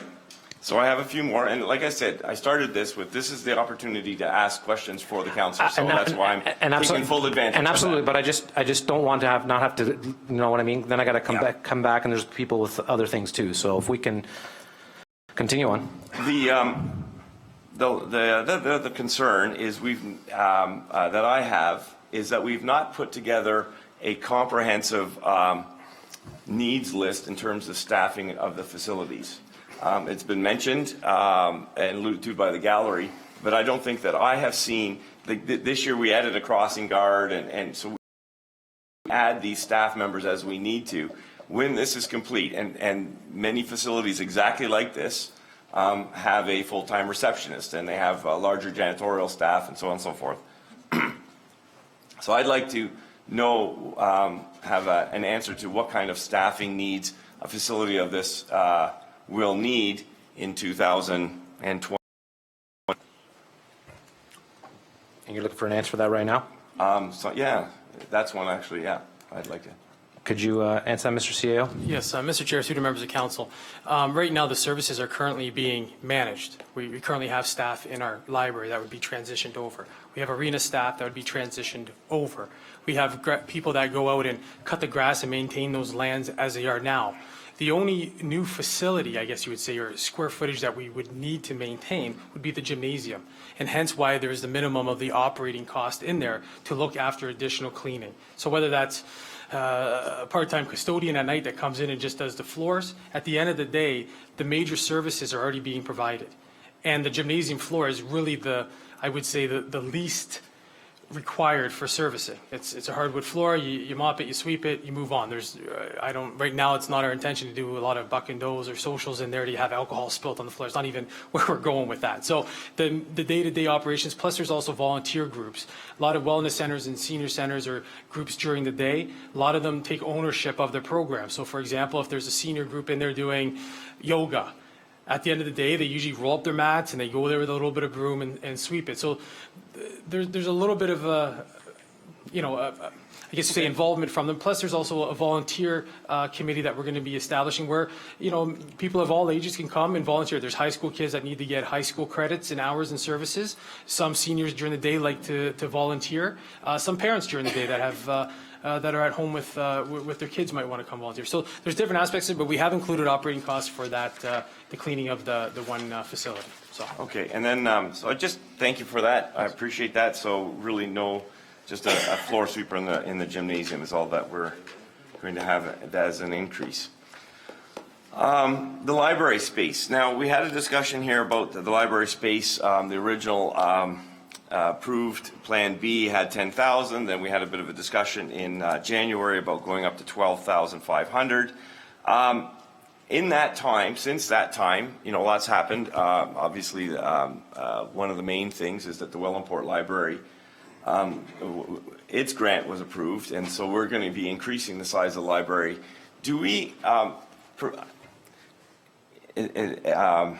my understanding is that provincial, some kind of standard, some kind of library standard suggests that we would need a 1 square foot for every person that resides.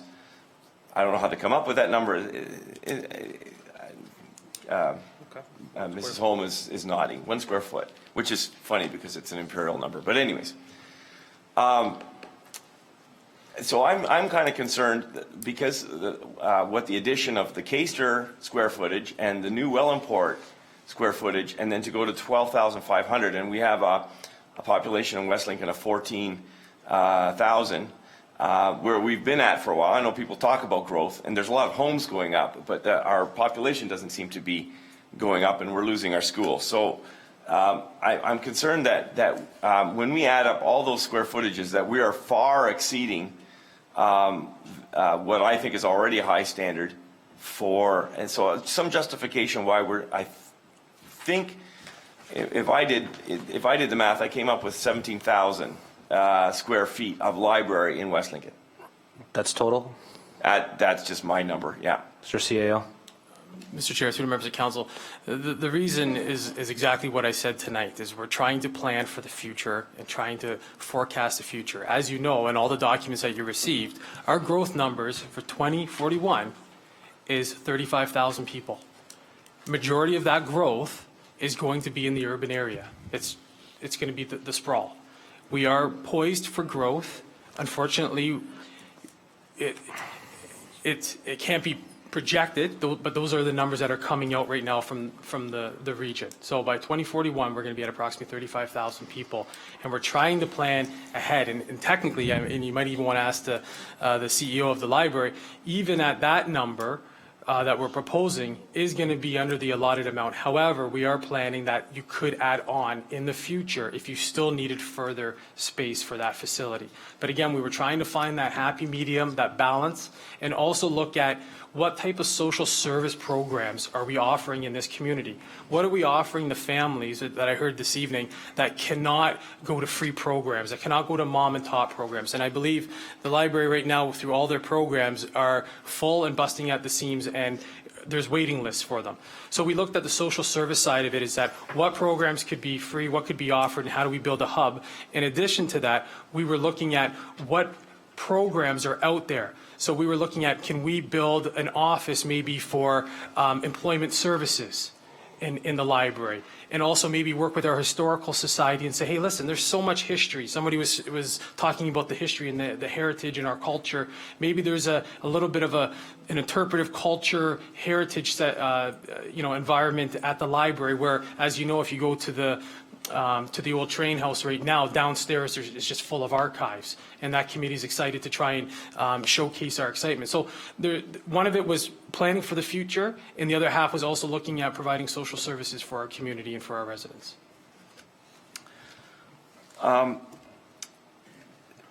just, when it comes to forecasting, I find that those numbers are all over the map, because unfortunately, when the ARC came through town and closed our high school, they were using completely different numbers, and it's I guess you can find surveys and studies that will show two different needs for our community, and that's unfortunate, because I can't, in that sense, these are reputable organizations and studies, and they're both showing us two different stats. So that's unfortunate. You could say 35,000 people are coming, and the ARC is saying no, it's going to shrink some more. I have enough. That's sufficient questions for me for now. I think I've hogged the floor, but that was the privilege of volunteering to go first. So thank you very much. This is the time for you to ask your questions. That's fine. Mr. CEO? Mr. Chair, through the members of council, I just want to clarify the numbers at the ARC, and just for the residents that are understanding what the ARC is, that's the document that was given to the school board to make the recommendation to close the high school. Those numbers they're using, this was our main argument, Mr. Chair, and through the members of council. The numbers they're using are from 2011 when the last census was done, not our current numbers. That's been our argument to say keep our schools open. We have growth. Look at our numbers now compared to the new census that's come out compared to the old census. So ARC, I don't want to be rude. Disregard that document. Go with the current numbers that we're using because they're factual. They're the census numbers now. ARC is using 2011 numbers. And again, that's our argument to say keep our high schools open. Are you crazy? There's growth here. There's families coming here. It's, you know, and you have to start planning for it. So however, I just want to make clarification with respect to ARC, because I know some people might not understand the acronym and the numbers and so on. But we are using, I guess you would say, the current census numbers by the current government that's been established. So that's my comment. Thank you. Thank you, Mr. CEO and Councilor Bosma. Do you, just one second, do you want me to pass a motion now to go? I'm going to have to pass a motion to go past 11 o'clock, so I'm looking to have a motion. I have a mover, Mayor Joyner, and seconder, Councilor Bosma. All those in favor? Sorry, can we raise our hands, please, so I can see? Cheryl, did you have yours up to go past 11 o'clock? That's all. We're at 10:30, so that means you have to sum. If we don't go past 11, we all have to sum up real quick to stay before 11, right? So sorry. Can I see a show of hands who wants to go past 11 o'clock? And that carries. Sorry. Yep. May I just ask, is there an alternative? Because that means if we all have questions. No. That means, sorry. Members of the gallery, if that means if we don't pass this motion to go past 11 o'clock, that means we have to be done in half an hour. True. Yes. We have to have or reschedule. Yes. Or reschedule. Yes. Thank you, Madam Gichuk. Sorry. Did we get the vote here? Four. Thank you. Okay. Who's next? No one's next? Maybe I shouldn't have passed that motion to 11. Anybody else would like to speak to the issue on the item on the agenda? Sure, Councillor Ganan. Okay. Well, I'll be happy to go next because I do want an opportunity to ask some questions. Sure. My questions are a little more specific to the proposal that we just had a look at. So anybody who's able to answer them, I'll be happy to have them answered. One of the things is just very basic. I said I'm very happy to see the demolition of the old arena included in the base price. I'm wondering, does that include the removal of the demolition materials and the tidying up of the site as well, not just bringing it down? Mr. Chair, through the members of council, correct. That's landscaping complete at the end. It's removal of everything and then landscaping afterwards. Okay, so not a surprise in that area later on that we weren't prepared for. Correct. Yes. I also want to make comment on the fact that there are, several sides to this issue, obviously, because there are people who want it all and there are people who want nothing.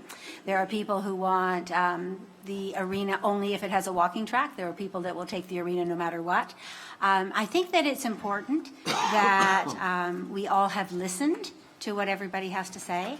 I think that it's important for people who have sent emails, who have sat down over cups of coffee, that people who have spent the time to negatively or positively make their comments about this project. I think it's important that they be thanked and praised for stepping up to the podium, and I think that that's important.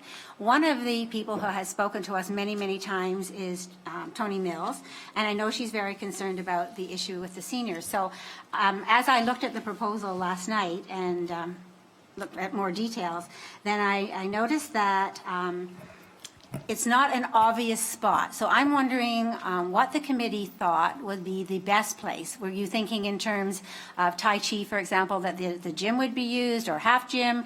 And maybe it's because I'm not used to reading all those plans. I'm not sure the dimension of either the 3 rooms put together upstairs or that downstairs room, and whether that's satisfactory, for example, to the Tai Chi group. So any input on that I'd appreciate, please.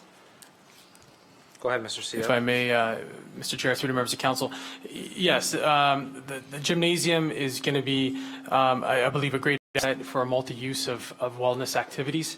The gymnasium can split in half, and you can have actually 2 events going on at the same time, and there's going to be plenty of room with respect to using the gymnasium for those type of programs. It's evident right now if you go down to the YMCA, they divide the rooms in half. They got children playing on the one side, and they're doing other programs on the other. There's also Tai Chi and yoga and other, just a multitude of programs in terms of for wellness and Tai Chi. Then you get to the second floor here, and this is probably going to be the goal, is that this section right here really becomes one room and we have approval for dividers in it to separate it. So worst case scenario, if the gym, something's going on or whatever it might be, this should be plenty of room, considering what they're using right now, to utilize this whole area for any type of wellness program as well. So we've kind of looked at the whole floor, half the floor, or individual meeting rooms, or one big meeting room at the top. We believe we've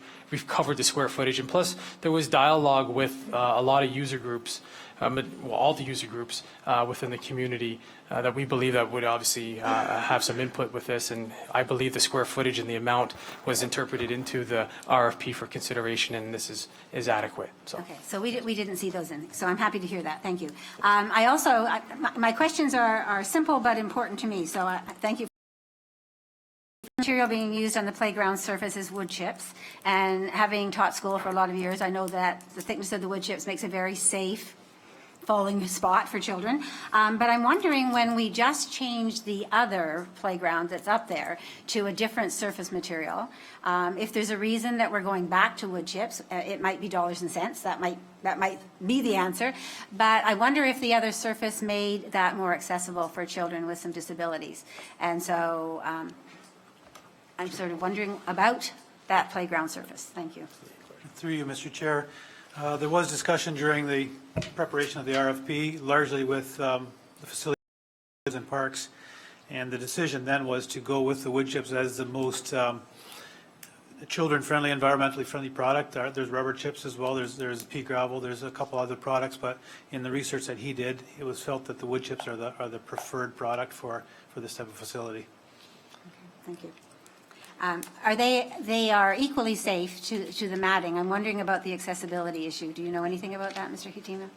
No, not really. It is something that's going to be designed, obviously, as we move into design proposal, assuming that this moves ahead. But the design of the facility, we've got language in the terms of reference that we meet all the safety requirements, all the accessibility requirements, all the material requirements. So all those are in the specifications for the documents that will have to be adhered to by the contractor. Okay. May I continue? Absolutely. Thank you. Okay, so the area in the library, I want to just make a comment on that, that's referred to as a museum display. I know there's been some controversy over this whole issue of a museum.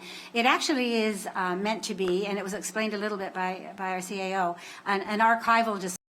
So it actually is another partnership with the Historical Society. They will remain at our wonderful old train station, but they will put into that area, the proposal anyway, is for them to put into the library area rotating interest displays so that they'll bring materials in and display them in a safe manner for viewing so that they don't get destroyed in any way. And then when they've been there for a period of time, they'll take those away again and they'll go back in the safekeeping of the downstairs area. So that was one aspect of that. When we started this project, we were also asked about partnerships, and that was how the library started looking at the social services thing. And I think that's a great space. But I'm wondering now, as I looked at the design that was there, if in fact we're going to use an agency, whether it's the the Resource Help Center or whatever, if we are going to do that, I'm thinking we need to think about, before it gets too far in this project, a door from the hallway into one of those offices, as well as a doorway that could be open to the library, so there would be that interaction. I'm not sure that if we are looking to combine with somebody else, that they would want to always have or that we would want to always have the library open every time they wanted access to their office space. So I don't know what major concern that is in terms of dollars and cents to the project, or whether it's still far enough, in the design process that there's time to look at that. But I thought that that was something that jumped out at me in terms of making that a more usable space, especially if somebody's coming in. Mr. CAO? Mr. Chair, through members of council, correct, Councillor. That's our goal is to obviously, again, if flesh out where the doors might go and if we need to move the building, because right now it's identified in this area right here, the social service office. Maybe it's down in this corner, or maybe, at the end of the day, the cost associated with building this office is within the price. And wherever we put it, it's really just moving the pieces around. Request and really just fine tuning where, maybe some of the doors, and as you said, a great point, you might have another access over here where they can access it after hours, potentially if the library is not open and so on, or they can just ask staff to open it up and go to, there's different methods of dealing with that access. However, the main principle of the infrastructure is accommodated in the RFP cost. So we can move it anywhere we want and wherever we want to put it, yes. My concern, of course, is just that this is our chance to ask questions, and as I looked at the report and looked at the details, there were some things that jumped out at me that I thought people might ask me, and I want to know what the answer is if they're asking about any of these small things. I know that they're not huge. I also wanted to talk a little bit about the fact that the tax dollar that people have been very concerned about. And I know that Mr. Wiebe went to a great deal of trouble, and I do commend him for taking the time to follow up. He's been against this since January, and he has followed through on the things that he'd like to say. He came in with about 400 cards. I had already put down that he had 364 before, and he's considered that those no votes are about 99% of the people. But I want to point out that in any survey that's done, and this has been sort of proven over and over again, that a turnout between 17 and 20% is considered to be a fairly good, a fairly accurate estimation of what people are saying. And of course, 413 cards coming back out of 5,610 cards is nowhere near that. So I think the percentage of people who supported him stuck to their guns. They really are not in favor of this proposal. I think a lot of the other people who received those cards perhaps didn't go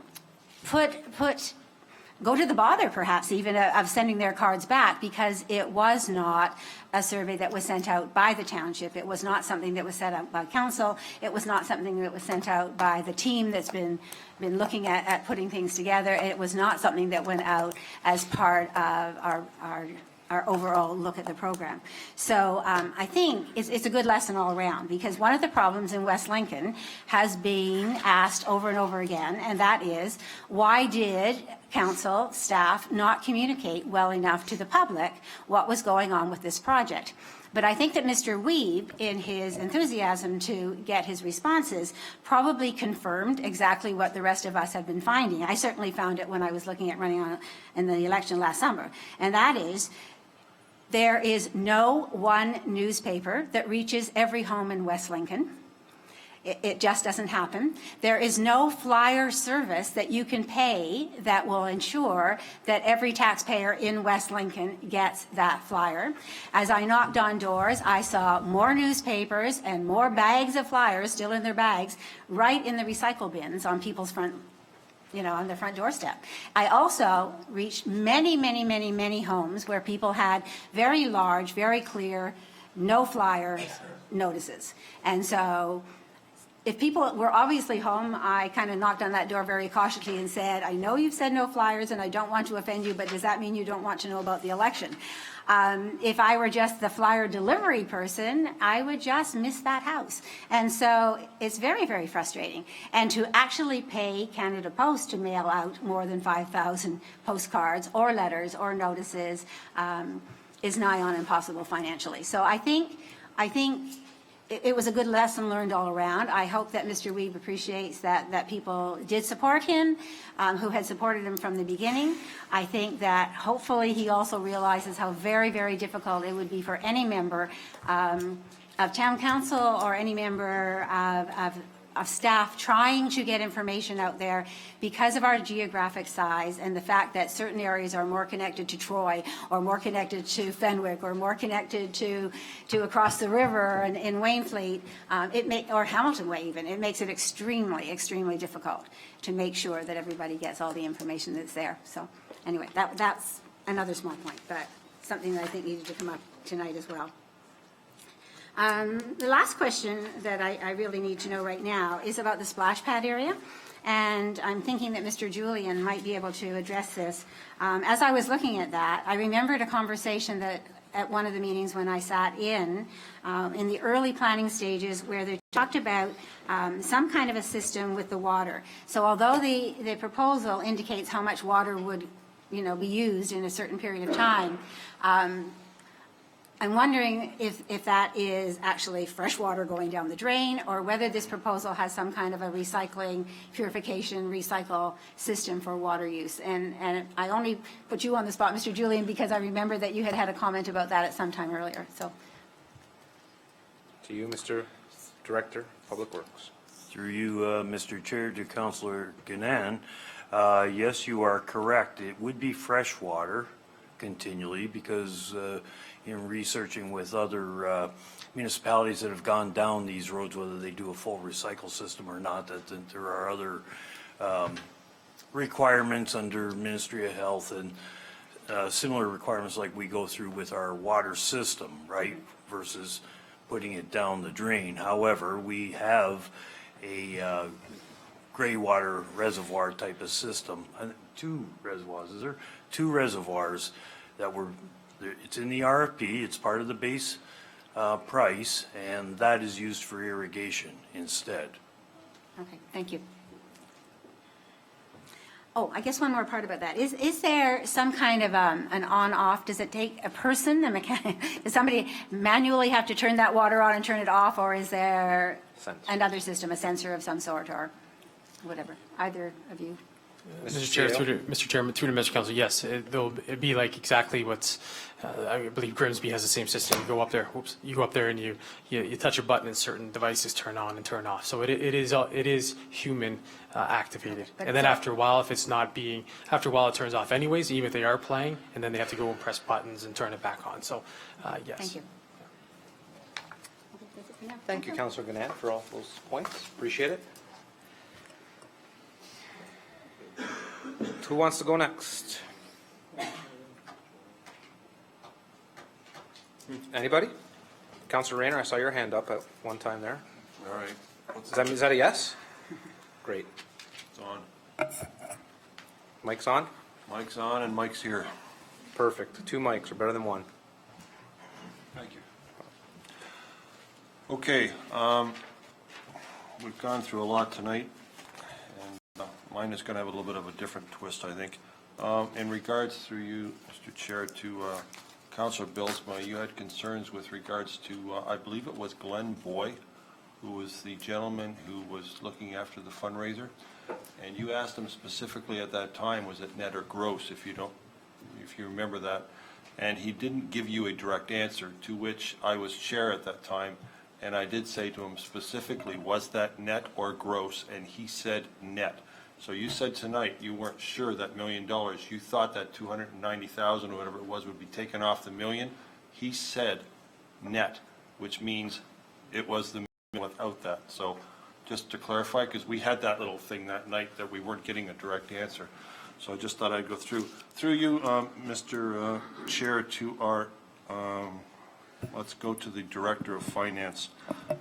With regards to the increase in the tax, it was 5%, 5.1, and 5% for the years 2017, 18, and 19. Is that correct? To you, Mrs. DeFilippis. Through you, Chairman Trebetta, that's correct. That's the increase in the levy. Right. In 2017, however, due to assessment growth, I know it went down. the actual increase to the average tax owner was 3.5%. Correct. Absolutely, Mr. Through you to the Director of Finance. That number then carries on forever? Or after the 15%, say it is 15%, 5, 5.1, and 5, okay, 15.1. is in the year 2020, that is taken off, or is that carried on forever after that? For you, Chairman Trombetta, as you can see on the schedule that's in your report, once those tax levies are collected, they remain in the base. They remain there. So, through you, Mr. Chair, to the director, I can't get it past, and I hope this isn't a foolish question, because math is kind of my best subject, but why did we go 5, 5.1, and 5, and not just say in the beginning that it's 5% carried forever? I don't understand saying we'll do the next 3 years, and then afterwards it's going to be carried anyways. So why didn't we just say it's 5% starting in 17 and it goes on forever? Why did we do those 3 in particular? Through you, Council, Chair Trombetta, when we were looking at the financing of the project, we were looking at the cash flows and when the payments would be required.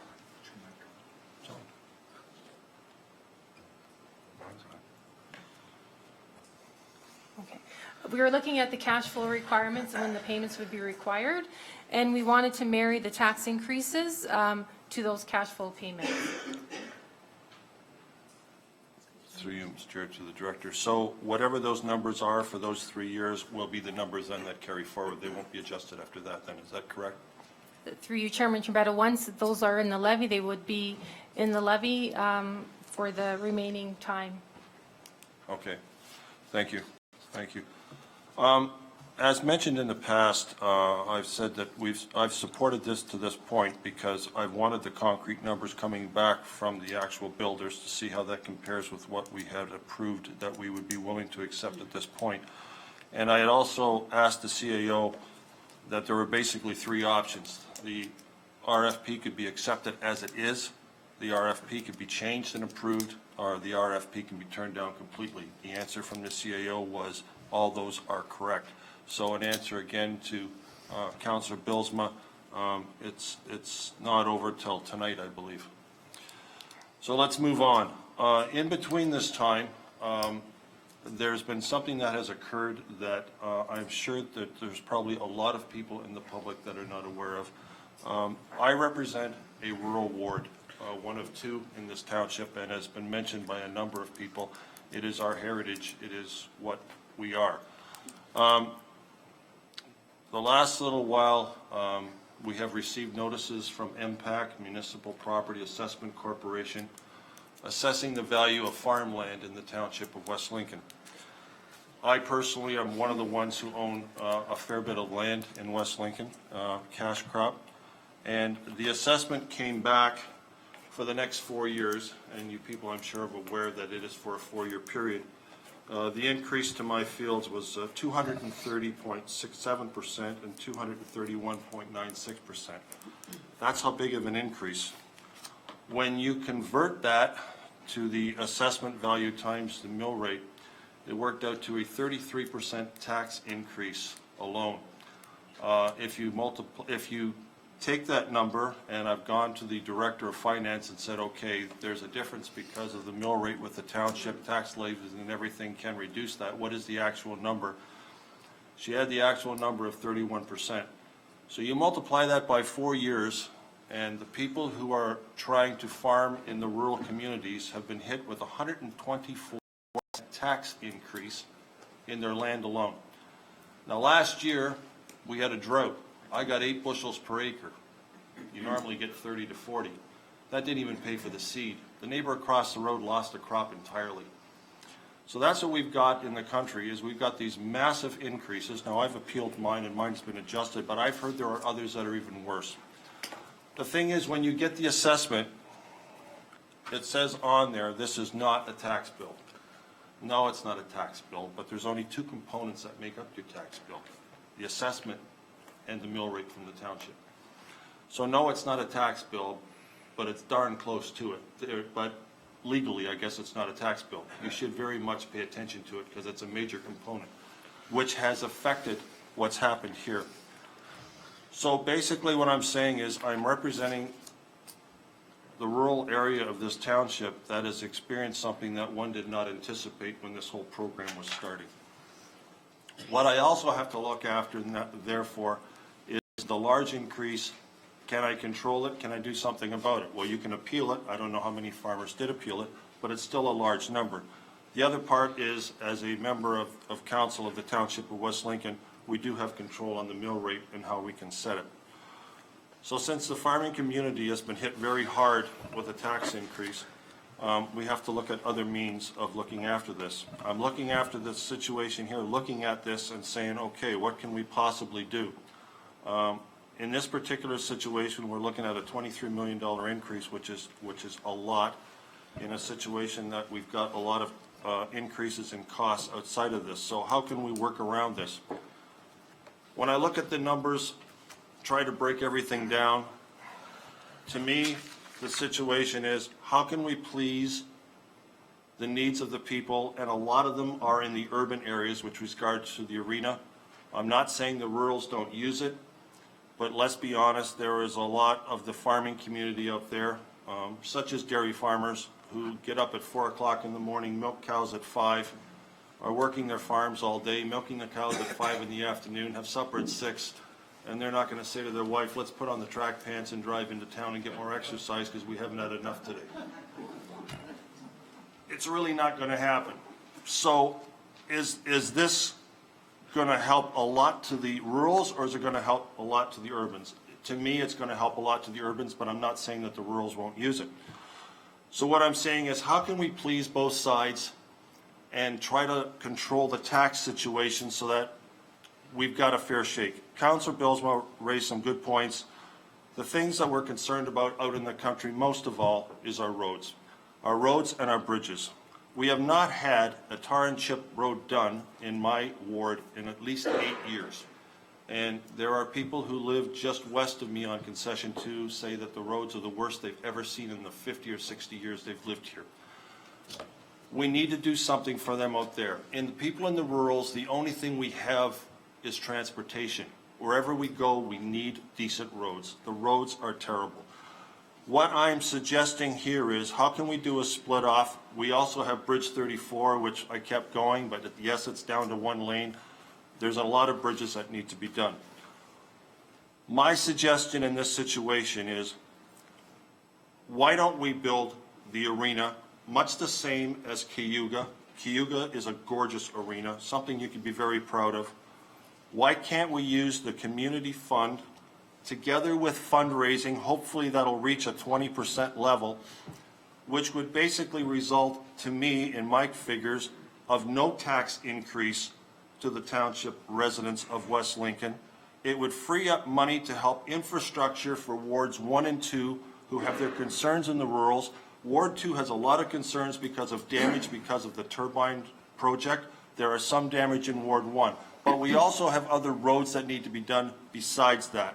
So why can't we have some money available to do out there and yet do the arena? If we can do the arena and not affect the tax, we still have a tax increase that we can have then 2 or 3% each year that can be used for infrastructure to help the people in the rurals. This way, at least, both sides can benefit. We're moving forward, something we have not done before, but most important, we are not neglecting the people in the rural.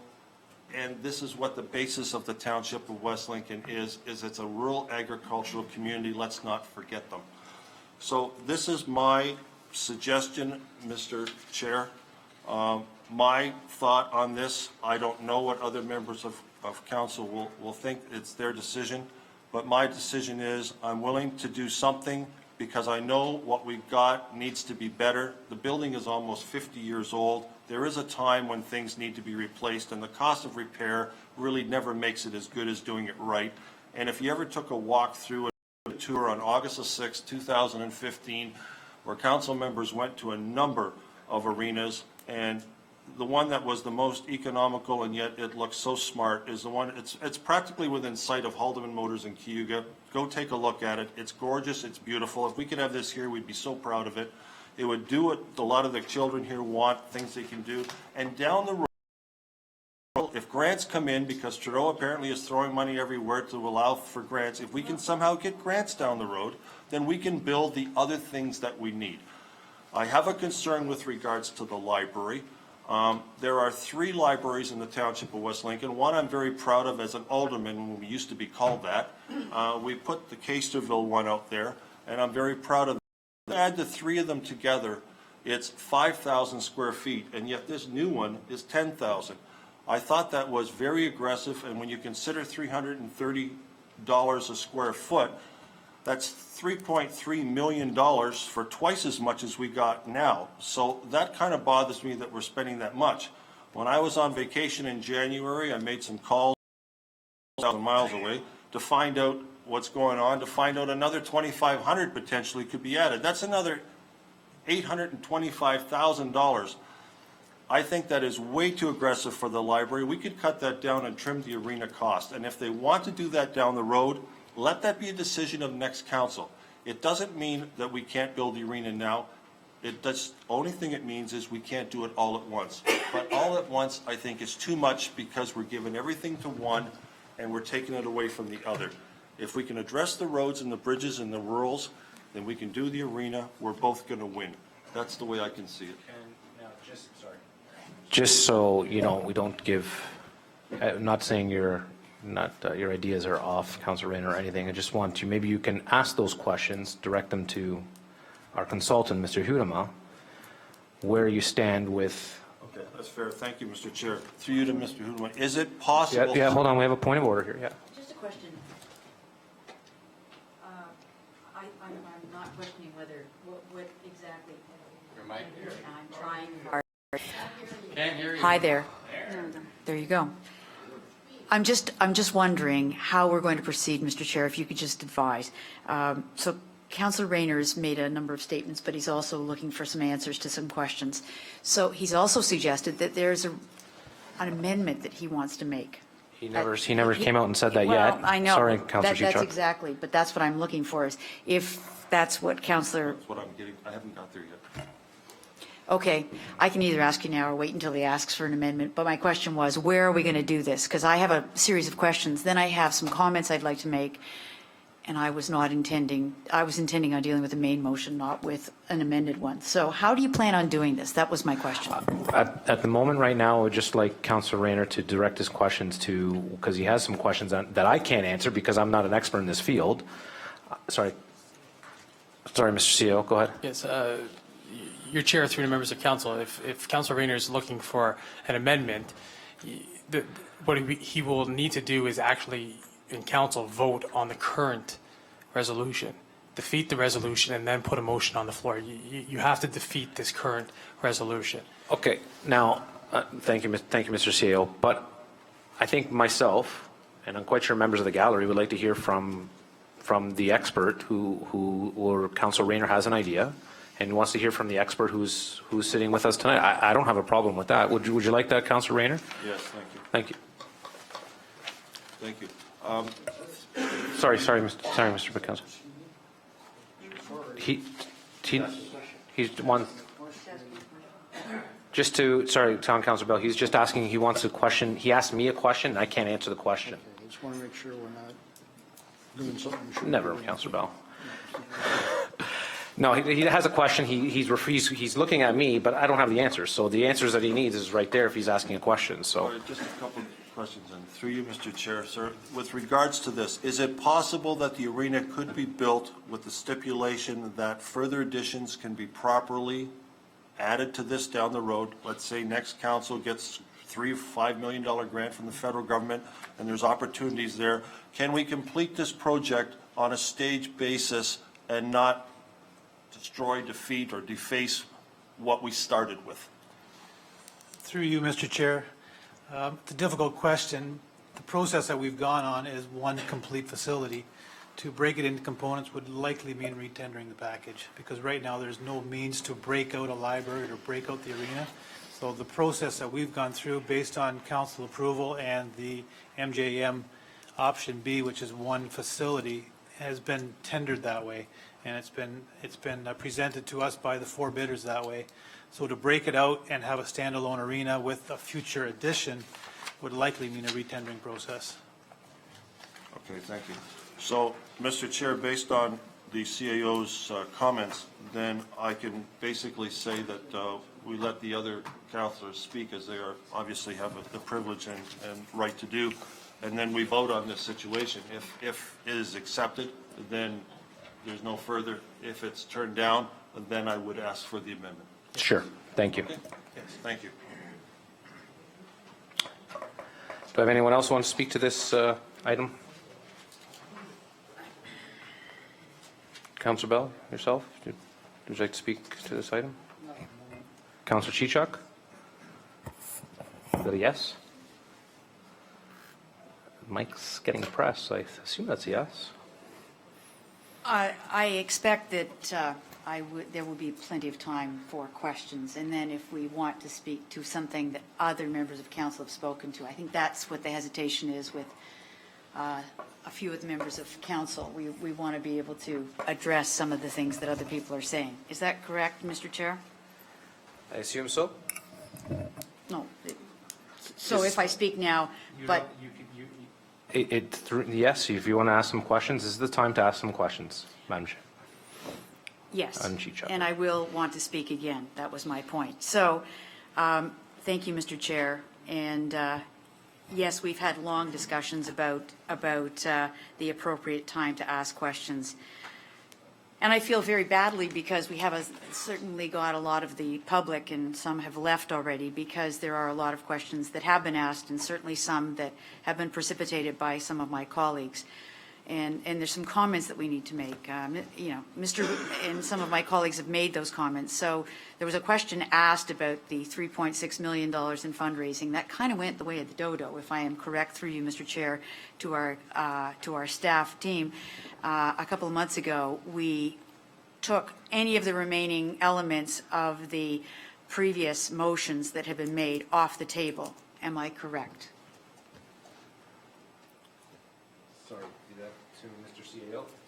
Yeah, sure. The appropriate staff person, I thought, would answer it. Thank you. Mr. Chair, through the members of council, that's correct. Last month, when I made my presentation, there was a resolution that was recorded, voted, and approved by all of council, that all past resolutions with respect to topics of discussions that were not included in the 2017 budget presentation and proposal is in the past. Council was adhering to their submission that they approved at the budget deliberations. Okay. Thank you. So that would mean whether it's net or gross, the point about the fundraising is now at $1 million. I'm looking for the individual component prices. Was the tender through you? All of these will be through you, Mr. Chair. Absolutely. So if I forget to say that, it's not with disrespect. I certainly know that you're there. So can the individual, where are the individual prices for the components?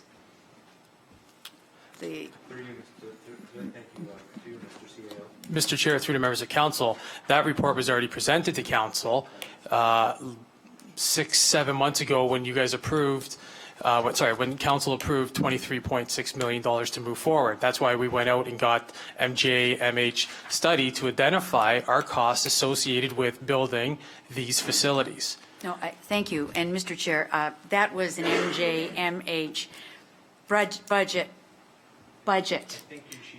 I think I'm saying that if Ball put together a project price, I'm looking for the individual Ball submission for the different components. Did they do that? Did they show us how much it was per square foot? Or did they just give us one compound price? Because this one broke it down. Councillor Rayner's referred to it and said that the library is $300 per square foot. I'm sorry, I can't. I was looking for the actual cost per element in the Ball submission. So or any of the others. the Councillor Chichuk's looking for the 4 estimates that were submitted to the municipality. Correct. Mr. Chair, through the members of council, no, on the RFP submission, it's submitted as one bid package. We use those numbers from another consultant to assist us with the numbers. So those are isn't broken close because they're close, but in fact, the 4, through you, Mr. Chair, we've had 4 tenders. Some of them say $250, $250,000 to wreck an old arena. Some say $150. So they come up to the same total at the bottom, but they may be different within the components. So we don't have that breakdown. We just know that we're very close to the MJMC submission, which comes up at about $23 million. Correct. Okay, so the question then becomes, who set the timetable? Because there seems to be a rush to get this thing done. And I don't remember the timetable being something that came back to council. Mr. I CEO. expect that the CAO will be the one to answer that, Mr. Chair. Mr. Chair, through the members of council, this is part of their bid package that they submitted to council as their start, really their critical path, their start date and end date. This is their submission and their proposal moving forward. So, Mr. Chair, through you, is there a penalty if they do not make any of these deadlines? Hank can kind of answer Probably. that, but No, I'd like to get the answer. That would be a good idea, to go through you, Mr. Chair, to the project manager. Through you, Mr. Chair, there's no formal penalty identified in the document in terms of delay. Usually in our business, if we ask for penalty clauses, we ask for incentive clauses to go faster. The penalty cost will be probably to everybody, the contractor. If they take longer, it's going to cost them more money. So their incentive is to finish as quickly as possible, which is obviously in the township's interest as well. Thank you. So, Mr. Chair, then in that case, the fact is that the timetable is one that they put together, but without a penalty clause. We could see if this material delays. I'm not trying to belabor this, but there isn't a drop dead. Some projects have a penalty clause that starts on the day that the project was supposed to be completed. So this one doesn't have a penalty clause. That's correct. Through you, Mr. Chair, I apologize. Okay, so the timetable was set as part of the RFP process. The timetable was put together by the person, and that's where we sit. Okay, there was a question asked earlier by some of the members of the community, and that was, how much does the current arena cost? I know that's a number that's in our budget, so I think it's one that we could have. How much is it that our current arena costs to operate? That's all we have is the arena hall. So, Through you, Chairman Trombetta, to Councillor Chichak, the gross cost of running the arena is $618,800. We do have, obviously, user fees that help offset some of those costs. And user-free revenue budgeted in 2017 is $215,200. so, Mr. Chair, that is a net number. That's after offset by your user fees. The $618,800 is gross. Okay, thank you.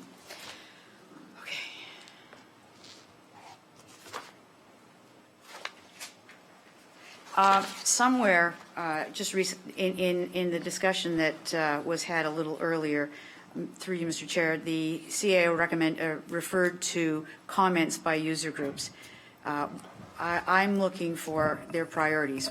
And you know what? I'm going to say, if these seem mundane, much like Councillor Ganan has said, these are very important to me. These are questions that have been brought up, and this was the place, Mr. Chairman. You did tell me to bring my questions here, correct? Correct. So I'm not belaboring this. We do need to do something. Doing nothing is impossible, but until we get these questions, I don't think we clear the air for half of the group here, and I don't want to have the kind of Hatfields versus McCoys to go on. So my questions are to get answers. I apologize. So there were comments from the user groups. I haven't seen those. I'm not really sure what their priorities were. Did we ask them for more contribution to the facility? But did we also ask what they wanted, what they needed, or what would be nice to have? Because in many projects, there are 3 levels. I'd like to drive that Ferrari or something that was mentioned earlier. I don't. I also don't drive a Ford, but if I wanted to, no, let's keep that. I also drive a car with 4 wheels, and I have choices on domestically built cars or on, that's my dad's joke. I apologize for that slip of the tongue. I could use a domestic car for an import that's not quite a Ferrari, but I have to make a choice. So, what did we ask the user groups, and what consideration did we give to those user groups who gave us comment in the design? And I think through you, Mr. Chair, this would have to go to our project manager, because I'm understanding that a couple of members of council were at some of the meetings or all of the meetings, but that hasn't been reported back, certainly, to committee.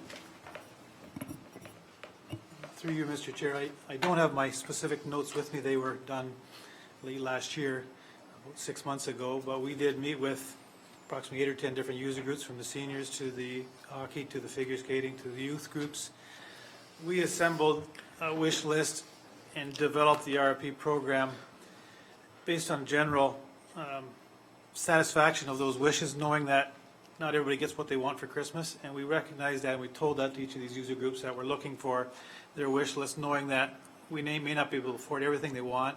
There were some commonalities in their request that I recall. The walking track was a big issue or point of discussion with, I think, all user groups. Active spaces for user groups in terms of the meeting spaces, the gymnasium, were very key. And the design of the space, the design of the RFP for the Wellness Center is to facilitate.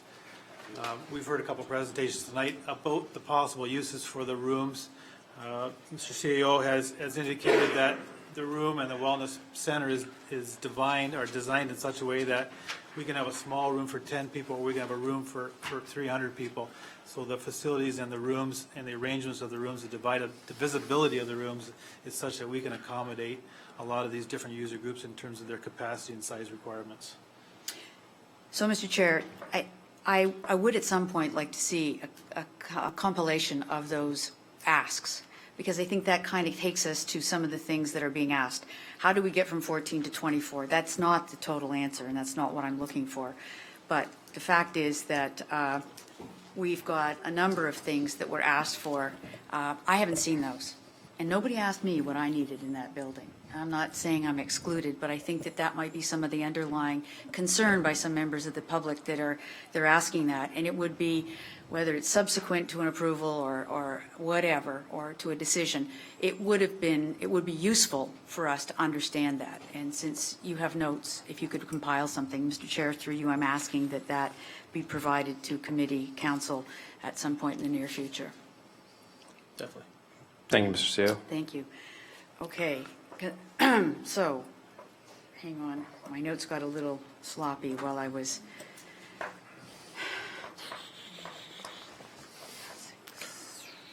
Well,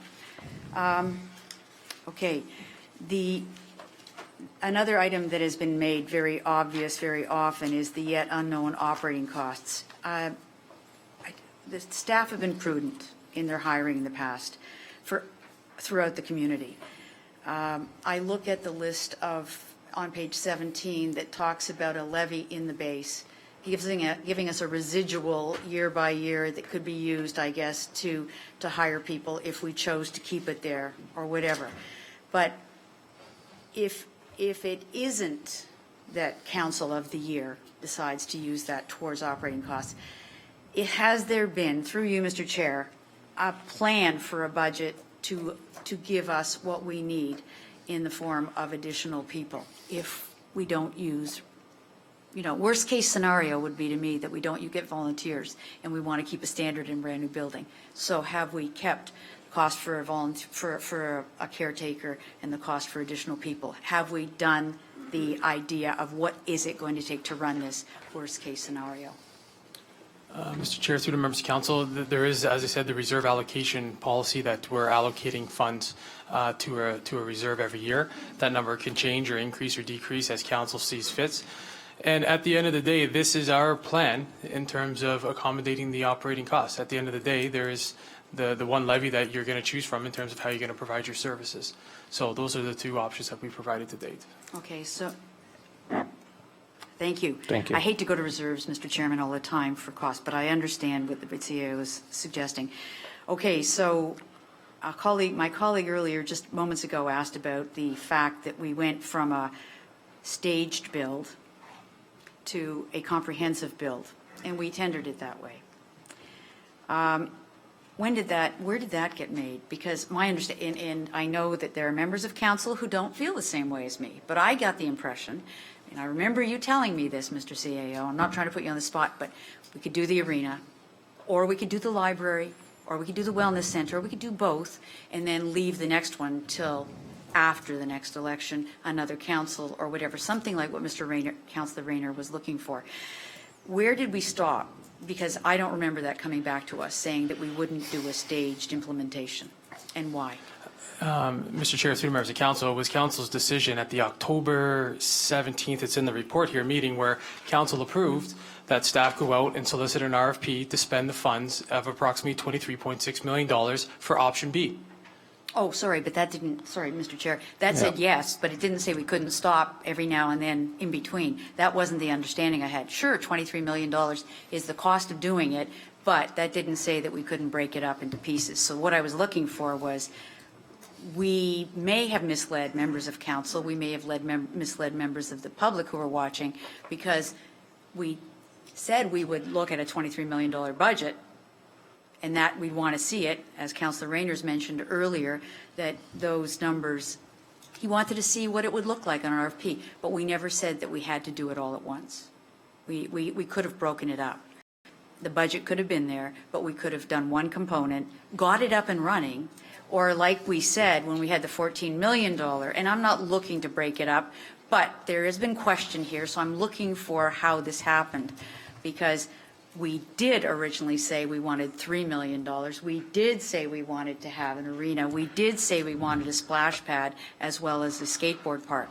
And those were components that, if I remember correctly, Councillor Trombetta and I were very vehement about having done. And now we've gone to beyond that. So I thought, I just wanted to know where it happened that we took the staging out. It's not a big issue. I just want to understand it. Right. Councillor Trombetta, through the members of council, the staging was taken out when council approved in October, the $23.6 million. Then in December at budget deliberations at $23.6 million. Then when Hank presented the RFP proposal in January, there was 3 opportunities and clear message delivered to council saying, this is the one RFP we're tendering for. We are going to phase it in terms of taxes. We're not going to have one tax increase. We're taxing it in over 3 years. And yes, there was dialogue between myself and Councillor Rayner about, what can you take in and what can you take out. That's based on, and that was the square footage too that I spoke with Councillor Bilsma about, that at the end of the day, you can add and subtract the square footage. When you get to a certain point where you're removing 70% of the RFP and only building one facility, for example, out of it, then the RFP needs to be removed, and then you need to re-communicate and re-transparent with the public. At the end of the day, there was multiple opportunities that staff presented through an RFP process, through a report process, and through our consultant, Hank, that this was our objective, was going out and getting the one quote for the RFP and presenting it back to council for consideration. So I'm not sure how much more staff could have communicated on that. That was our process in terms of where we were. Thank you. Thank you, Mr. Chair. Okay, through you, Mr. Chair, to Mr. Huduma. In your opinion, I noticed that there's a $750,000 suggested contingency. It was in all of the RFPs, so it must have been something that we asked for. We also asked for $1.4 million in furniture and fixtures. So that was obviously delivered from us to the four applicants or the 4 bidders. What, in your opinion, is that enough, or is there any kind of concern that we should have as a committee about the fact that we have a contingency of $750 on a $22 million project?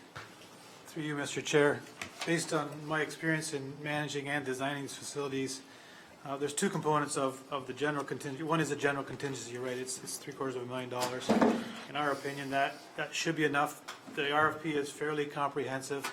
Everything that we want, that we think we want, that we think we remembered is in the document, it is in the base price. The $750 might cover site conditions that are yet unknown if we find something in the ground, or things that the township and staff and such decide to add to the project. The other items, which total approximately $1 million, are cash allowances, and they're to cover things that we do need to purchase through the process. But in the normal sense, we don't normally do this in the design phase or in the RFP stage, because that's just too much detail to get done in this case, 6 months. So we put allowances in there for instance, we want to make sure the concrete's tested. So we don't know exactly what that's going to cost, so we put an allowance in the contract that says this is allocated for concrete testing. We have the same thing. We have approximately $500,000 for furnishings, which is largely library, although there's furnishings in the Wellness Center and the arena as well. We've done a budget based on past history and talking to other consultants that do library work, that this is a reasonable per square foot cost for the facility that we're building today. So rather than go out and determine what furniture we want today, which we'd have to know by tonight, we now have the luxury of doing it with the consultant, with the contractor on board, and determining what furniture we want, what testing we want. We have allowances for things such as signage. That's a good example, because we can't really design the signage in the building because we don't know what the building is yet.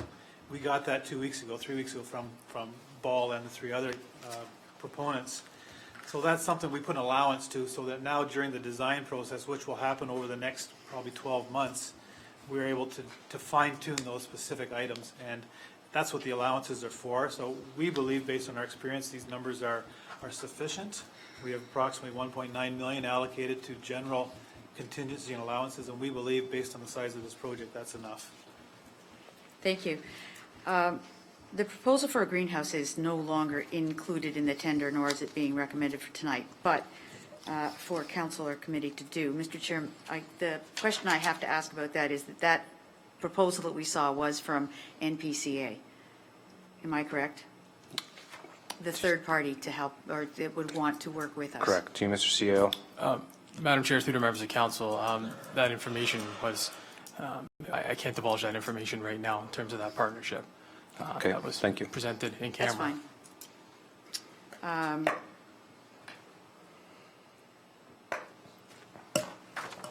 Okay, so as to through Mr. Chair, the public input for a process, this, because it is the municipality doing that, doing this project, what are the approvals that we need? Because unlike a site plan for someone else, which doesn't have the appeal process to an OMB, what approval processes do we have to go through?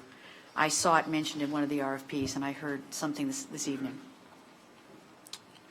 Mr. Chair, may I? Yes, go ahead. Mr. Chair, through the members of council, there is no site plan approvals required for this, speaking with the Director of Planning. So there is no requirements from our end. Or zoning? Or zoning. Okay. So in fact, anyone who lives in the proximity should be looking very closely at what we're proposing, because we don't have to go through a process. That's fine.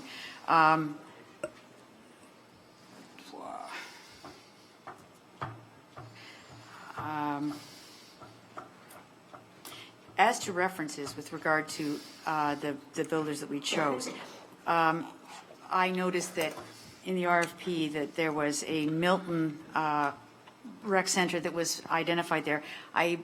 Is there others that are close by that we could go and see, regardless of approval, just to see the work?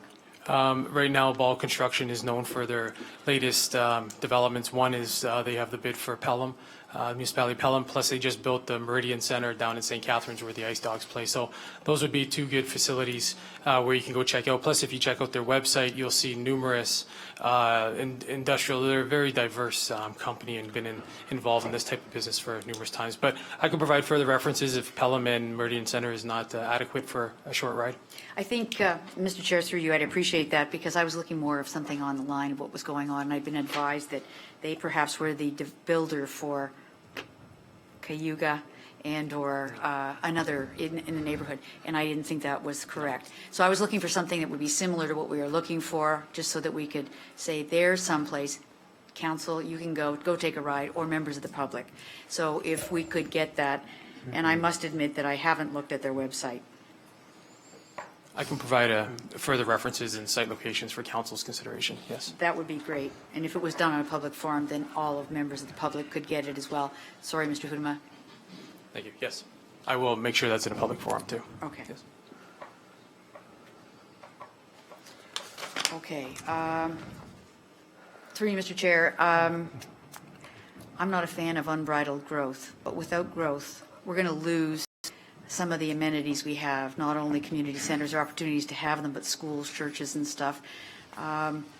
But I think I want to make sure that we do an exercise to look at whether or not growth pays for itself, because tonight I heard some members of this committee think that growth pays for itself, others don't. So at some point into the future, I would say that we should probably go through that exercise. Not development charges, but just the ongoing bringing on of a property. And I'd like to have that discussion, and I would refer that to another time with the Director of Finance and Committee. That's a really kind of a request, not a question.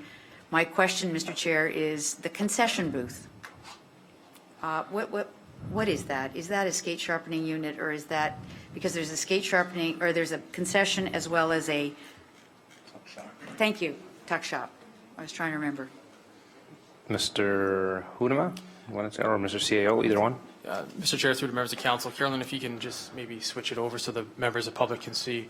Councillor Chichak was talking about these two facilities right here. One is a regular concession stand. Currently could be operated by minor hockey, whatever organization internally, or we send out an RFP tender, just like what Lincoln does. They have a private cafe that runs it, for example. So that is really your food venue right here. And the tuck shop, yes, that's where you do your skate sharpening. You buy some hockey tape and some sticks, and it's really like a service, a little service center. And those are. Whether it's one way or another. I'm used to tuck shops being chocolate bars, but if you say it's ice tape, et cetera, I'll go with that. Yeah. Thank you.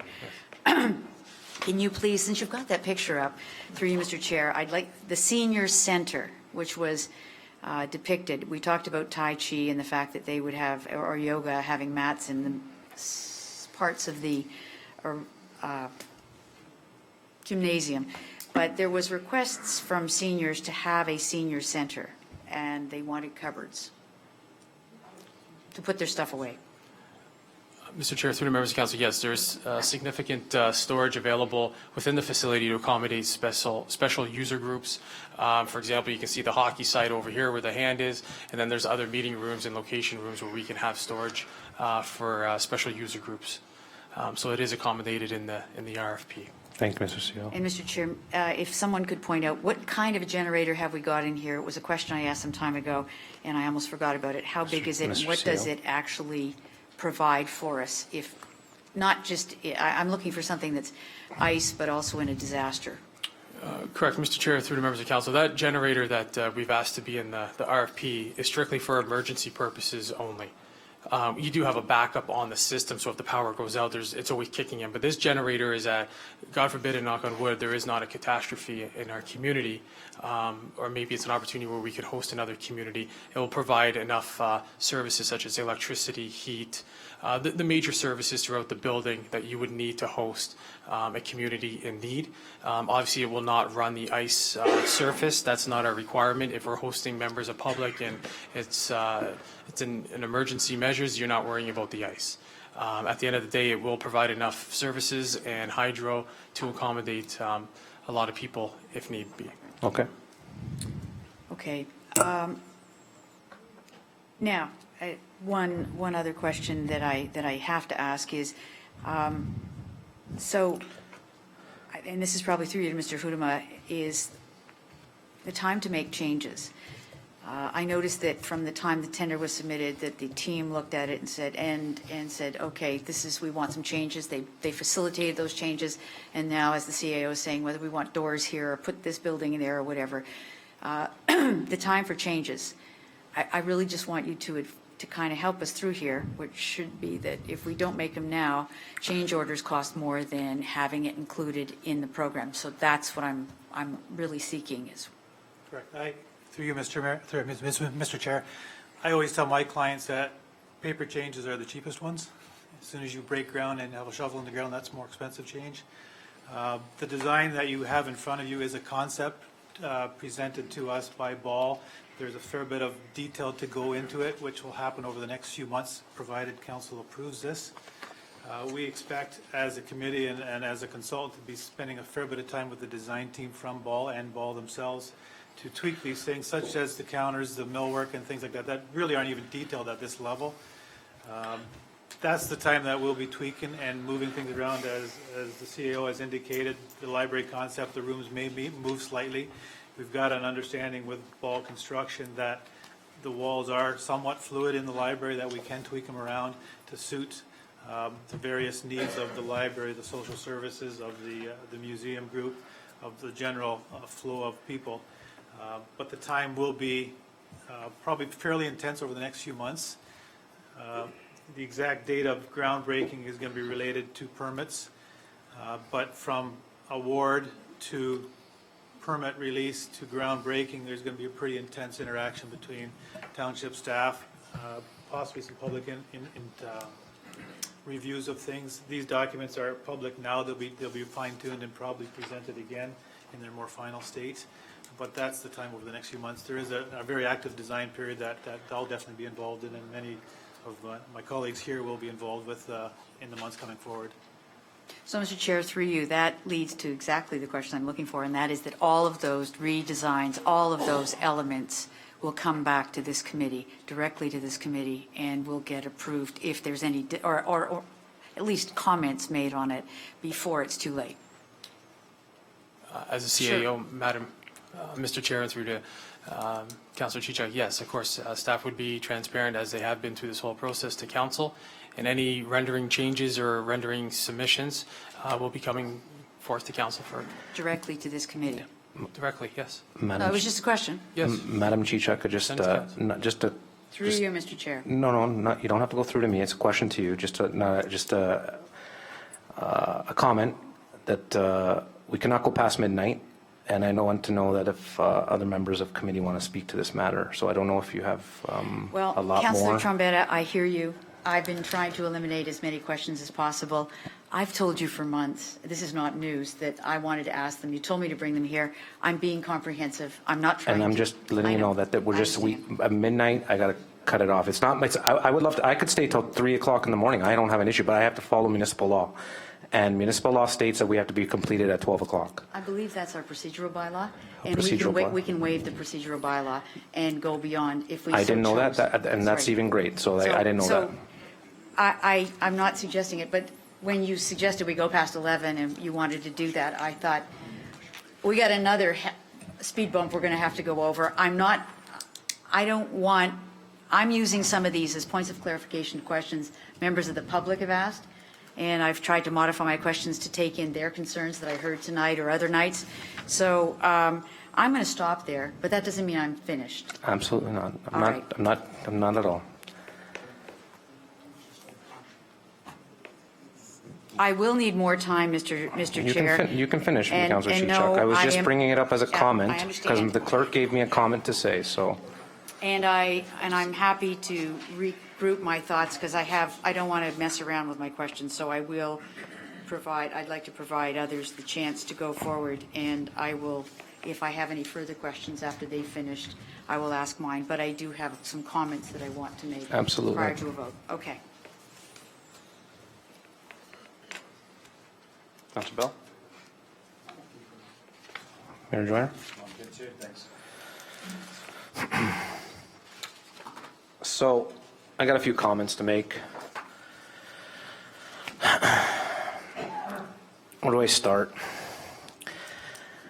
I've been elected by the people to speak for the people, to give answers to the people, not to members of committee here. That's first and foremost, I'd like to state. I heard both sides of the story. Both people both sides of the story came to speak tonight, and both people for and against, but the one thing I did hear is that somebody wants something done. Everybody wants something done.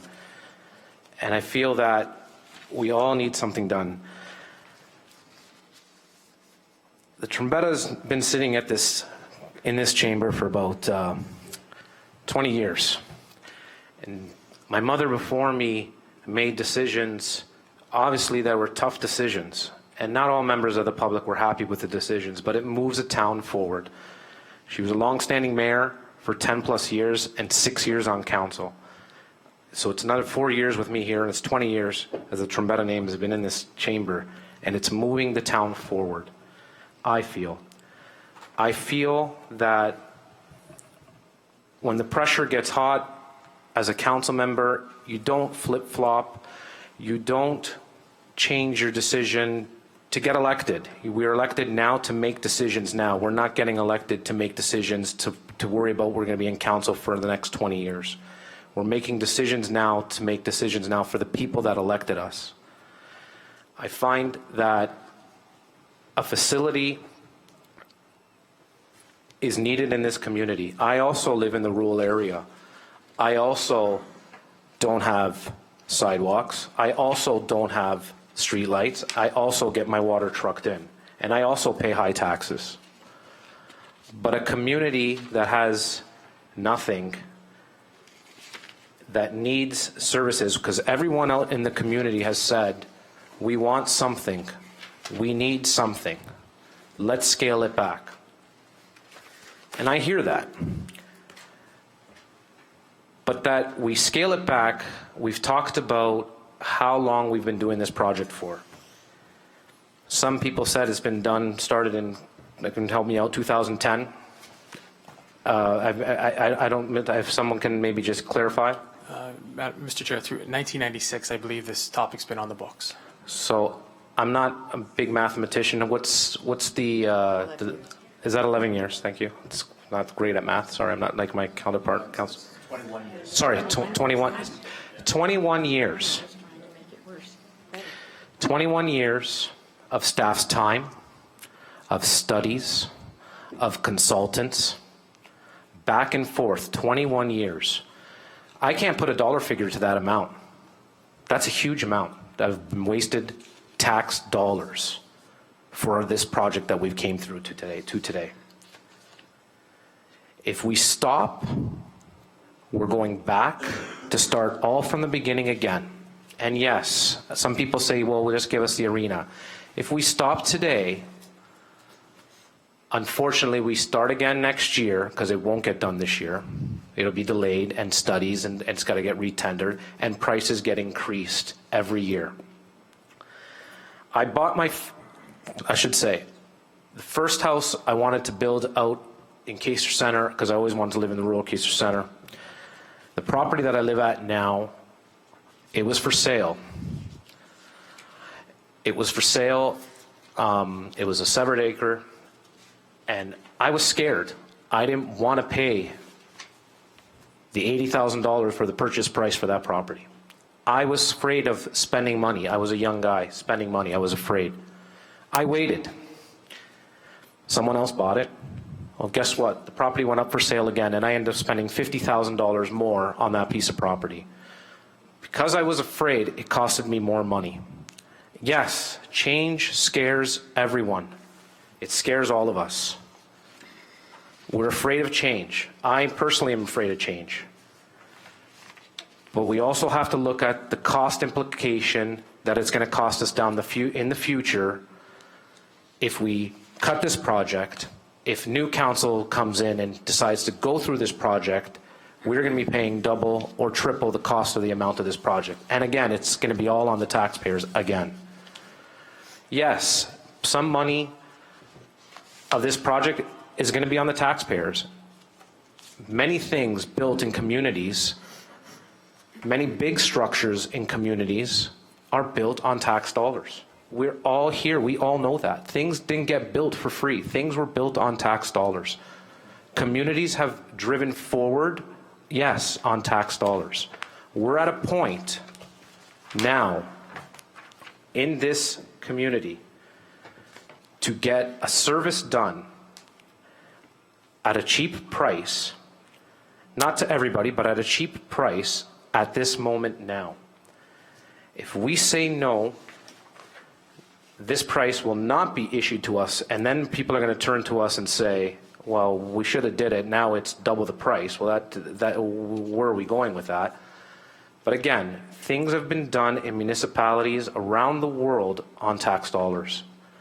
Unfortunately, change scares everyone. Again, it scares me. But to move things forward, to bring a community together, because people are here together stating they want something done, to bring people together, change has to happen. So I'm going to say it, and I'm going to say it now.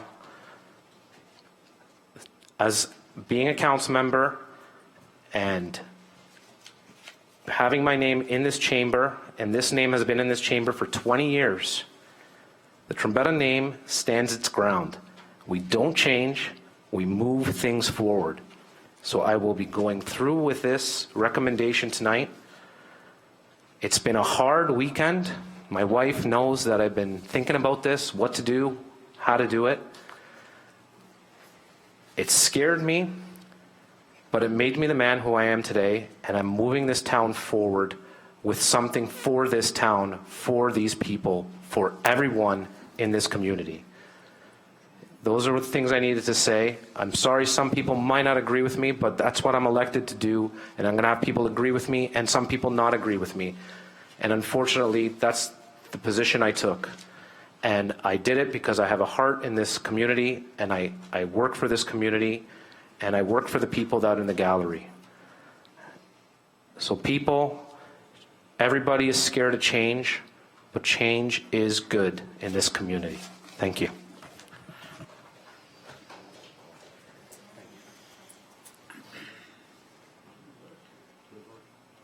I have some comments. I need to. Councillor Chichuk. Is this, okay, so, thank you, Mr. Chair. And I think that this process, like all processes, has left people with question. Did we make some mistakes? Perhaps.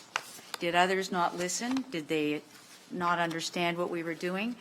I think the biggest thing that, to echo and build on what it is that you were saying, my comments are that we need to come to a place where the things that divide us are put behind us and that we start to rebuild what it is. We need to find some way to get this, our community back into the same place. What have we had? We've had wind turbines. We've had road use agreements. We've had tree devastation. We've had zoning and urban guidelines. And now we've got this. And the problem we have is that there is not one easy fix for this community at this point in time. The time to do nothing is long past. The arena cannot economically be saved. We've talked about that since I've been on council, which is not as long as some. To replace it is our responsibility as a community. And when we looked at just an arena, which was $14.3 million with a splash pad and a skateboard park, I remember that night very clearly, Mr. Mayor, and we said not a dollar more. We agreed that it was a hasty process and we didn't get a lot for our money, and we wanted to look to see if there was a way we could get more. We did get a lot more work, and we engaged the public. Whether it was a robust involvement or not, whether or not they listened or whether we heard is a question. But what I think what we see now is, regardless of what's included in the numbers that we're looking at, what we learned was that there are elements of this new build that will allow us to take a development charge and use it. There has been non-tax money suggested to bring this project forward, and that's what I need to get across with my colleagues to see if I'm on the ball and to see whether or not the public has looked at this. So, because like you, Mr. Trombetta, it is a question of what do we have to do, because a very wise man who sat at this council table a number of years ago said to me, somebody who votes for things to get reelected, not for the right thing, is doing the wrong thing, and it's time to get off. So if that's what I'm doing tonight, I need to not be on council. But I asked a lot of questions to our Director of Finance, so I apologize through you, Mr. Chair. I'm going to just ask a couple of questions to assure myself that I've done this right. Mr. Carter, please don't take offense. Okay. I think we don't want change and we don't want to hear this, but over the 30-year length of this project, the estimate that we have in the budget is approximately $7 million for interest, and that's based on taking out a loan, our worst-case scenario. Am I correct? Because we can take out construction loans, which would mean we'd phase our borrowing and then take a loan at the end of our construction. Is that correct? Am I close? Through you, Chairman Trombetta, you are correct. What's presented in front of council is representing about $9 million in interest, and that's Nine. if we were to do the debenture as per this schedule. However, discussions with Infrastructure Ontario does present different borrowing or lending options, and they do have construction loans, which are available at a lower rate, which you can use while you're building the project, and then later on, you can actually lock into the debenture later on. And if we were to do that, then the actual interest being paid would be lower. So I think that's where you're alluding to, So, about $7 million. $7 to $9 million over 30 years in interest is because it depends on how long it takes to build this. It depends on how we borrow the money, whether we borrow it in step things or not. Yes, and it also depends on cash flow. So as you know, we've budgeted for 55 new builds. If it's similar to last year, 100 new builds, that would mean that there's more cash in our bank, and that would lessen the requirement to borrow. And development charges, through you, Mr. Chair, give us two ways of additional money. One, the number of new builds would give us more revenue. But over time, if we were to increase our development charges, which we could do based on the people who do all the development charges, Watson and Hemson and all the rest, if we start building this, we would be able to increase our development charges so that future growth would pay a larger portion of new things that we brought to this community. Is that correct? Through you, Chairman Trombetta, yes. And as your population projections increase and go up, then your development charge will also go up. Right. So that in the calculations, and I think that that's part of the problem. We've been so conservative that the thing that people remember is $23 million, and the most conservative estimate we have is that it's only $10 million, and it's all these numbers, and what it may look like is that there's this mountain of money that still has to be paid.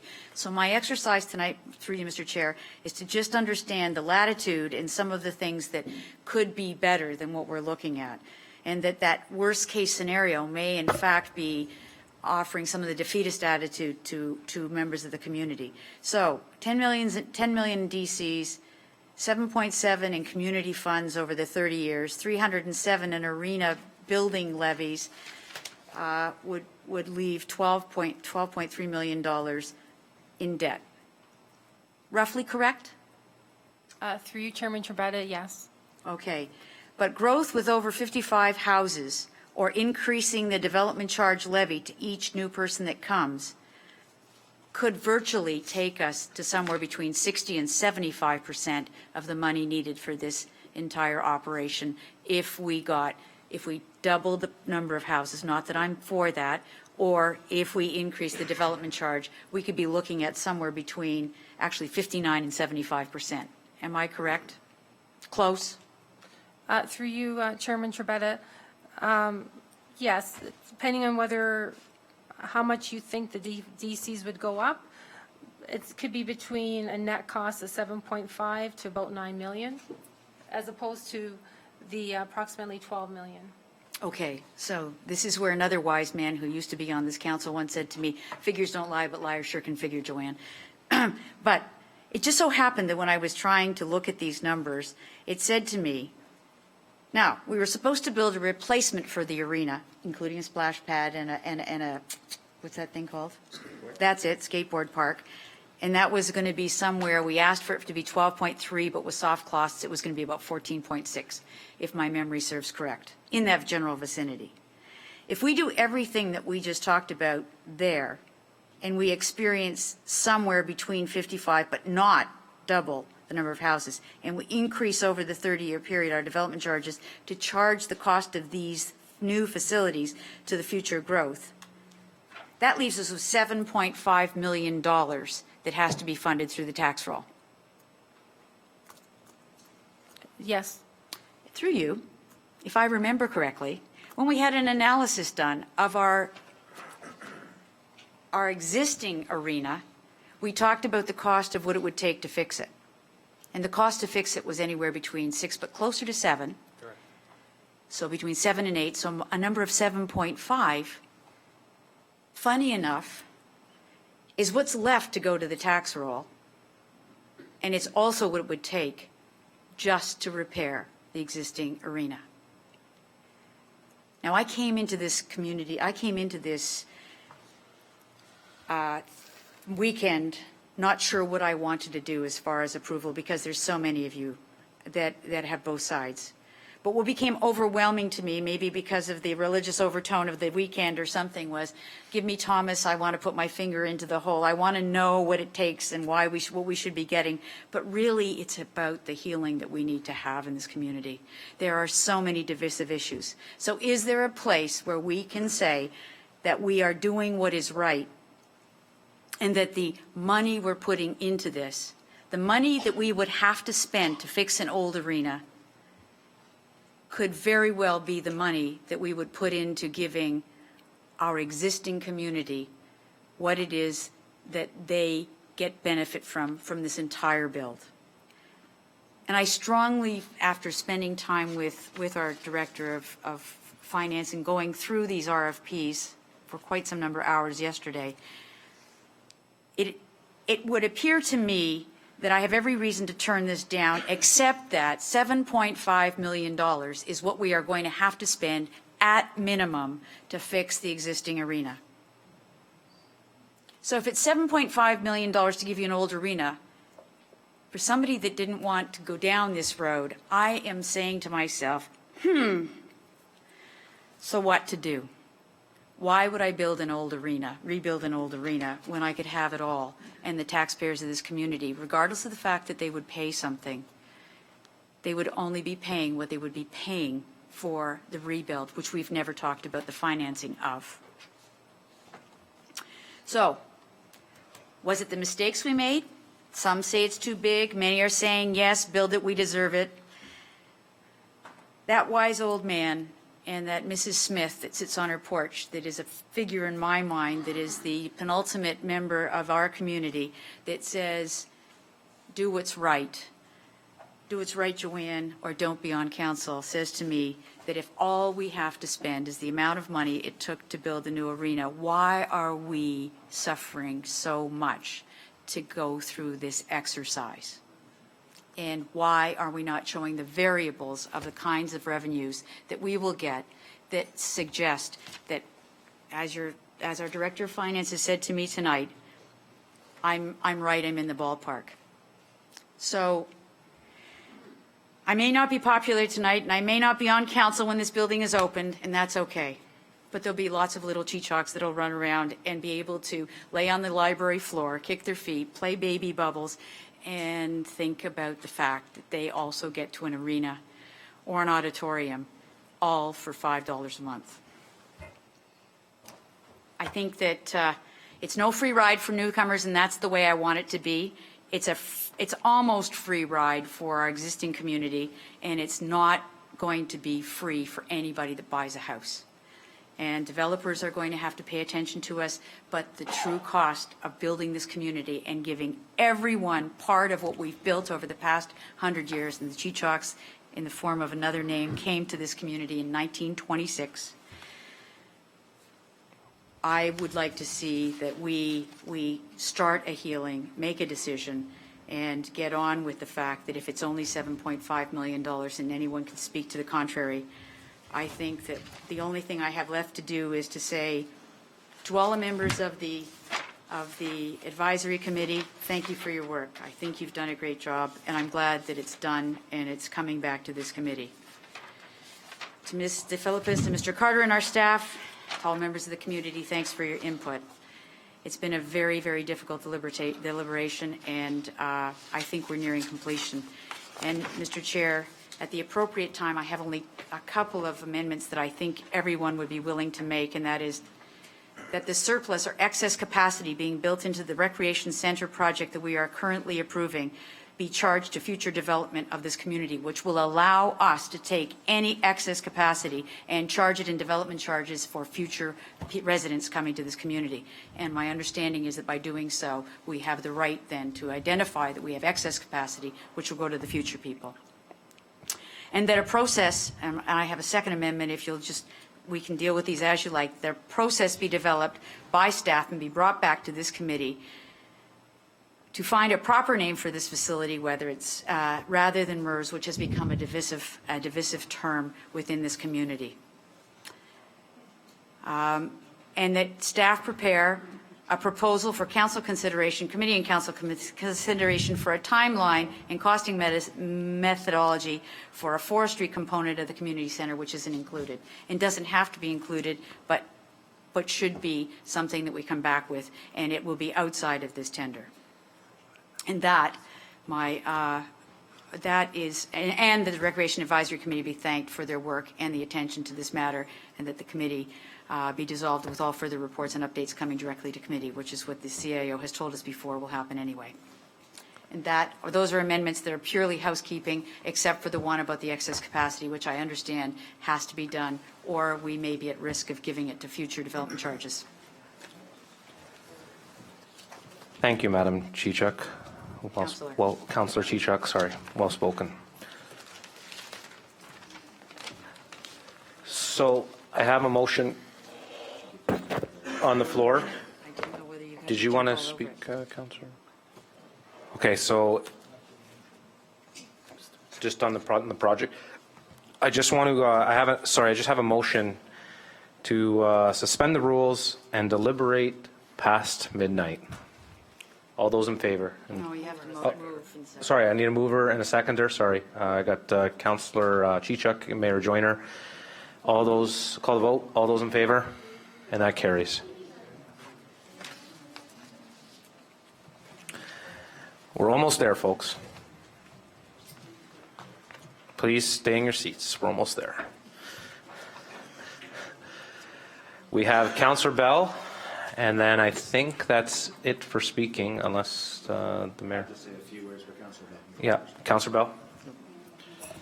I guess, first of all, I'd like to thank all the constituents of West Lincoln, Ward 1, 2, and 3. It's been 21 years. You've been listening to all this. Since 2010, it's been quite a topic. The council of the day, 2010 to 14, questions been asked. How could you turn down a $14 million project for this project? It wasn't the cost. And I know when I ran, people asked me, what do you think about that project? Where do you sit? My reply was the same as it is today. I wasn't opposed to it. I just didn't like what was in it. It was really not a whole lot more than just an arena. We needed a facility in that grounds that everybody could use, and it's becoming known as a hub. And I do believe there is something there for everyone, right from the wee toddler to, I hear we have 2 phases of seniors now, well, through both of them and beyond. So there is something there for everyone, whether it's indoors, outdoors. And again, I appreciate everybody's patience. I appreciate council. There's been a lot of debate over this. When it come up in 15, it was turned down, as everybody recalls, and it wasn't a pleasant night. There was a lot of bad publicity all the way around, lots of rumors. It come back to council, it got tabled, it come back. This council's rebuilt that to what it is today. And I've heard a lot of comments right up until when I left the house tonight at 6 o'clock, one last phone call. People for and against, people that wanted pieces of it, but really didn't want it all, but they did want something from it. Everybody's concerned about taxes, being pensioners, low income. You know, my wife and I, we're retired, we're pensioners, I live in the community, I'm paying the same taxes. And I'm 100% behind this project. I believe in it, and I think the community will heal. It is going to come together. It's no different than when this place was built. When the fire hall was built, it was like, oh, you guys are kidding. Like, well, you know, now today you hear that's one of the best things we did was build that fire hall, you know. Not so much about this, but yeah, the fire hall for sure. And I do believe this MERS project will be the same thing moving forward. You know, there's a lot of real discussion took place at this table. It hasn't been made lightly. We've been for it, we've been against it. People don't understand how we got where we are today. When did that happen? There's been a lot happening, not just in the chambers, but as I believe some of the councils referred to, a lot goes on at home. A lot of thinking takes place, discussion with residents, whether in Ward 1, 2, or 3. We don't just stay in our own wards. We travel to wherever somebody wants to talk to us. And I think that's true for all the councilors. We want to do what's right for the community, and I do believe this is right for the community, whether it be our grandkids that use it, your own kids. Hopefully people will start staying in our community.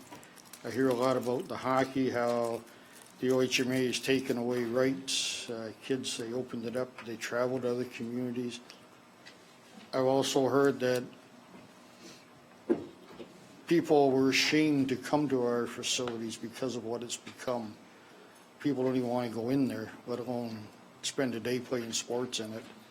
And yet, just a few short weeks ago, minor hockey had a tournament, the 10-team tournament, and this town was just buzzing with people. They were in the hardware store, they were over at GT Boutique over there, they were at Tim Hortons. I mean, the place was just full of people. We went around after and asked some of the businesses, and they all said the same thing. Yeah, that was great. We were busy. They really liked it. Figure skating, they held their grand finale, and it was great. Went over there and watched that for a couple of hours. So I do believe that this facility will be used, all three aspects of it. And again, I'm 100% behind this, and I hope it brings the community back together. And I really don't like agricultural, the rural, and the urban being divided. It's just, we're a community whether you like it or not.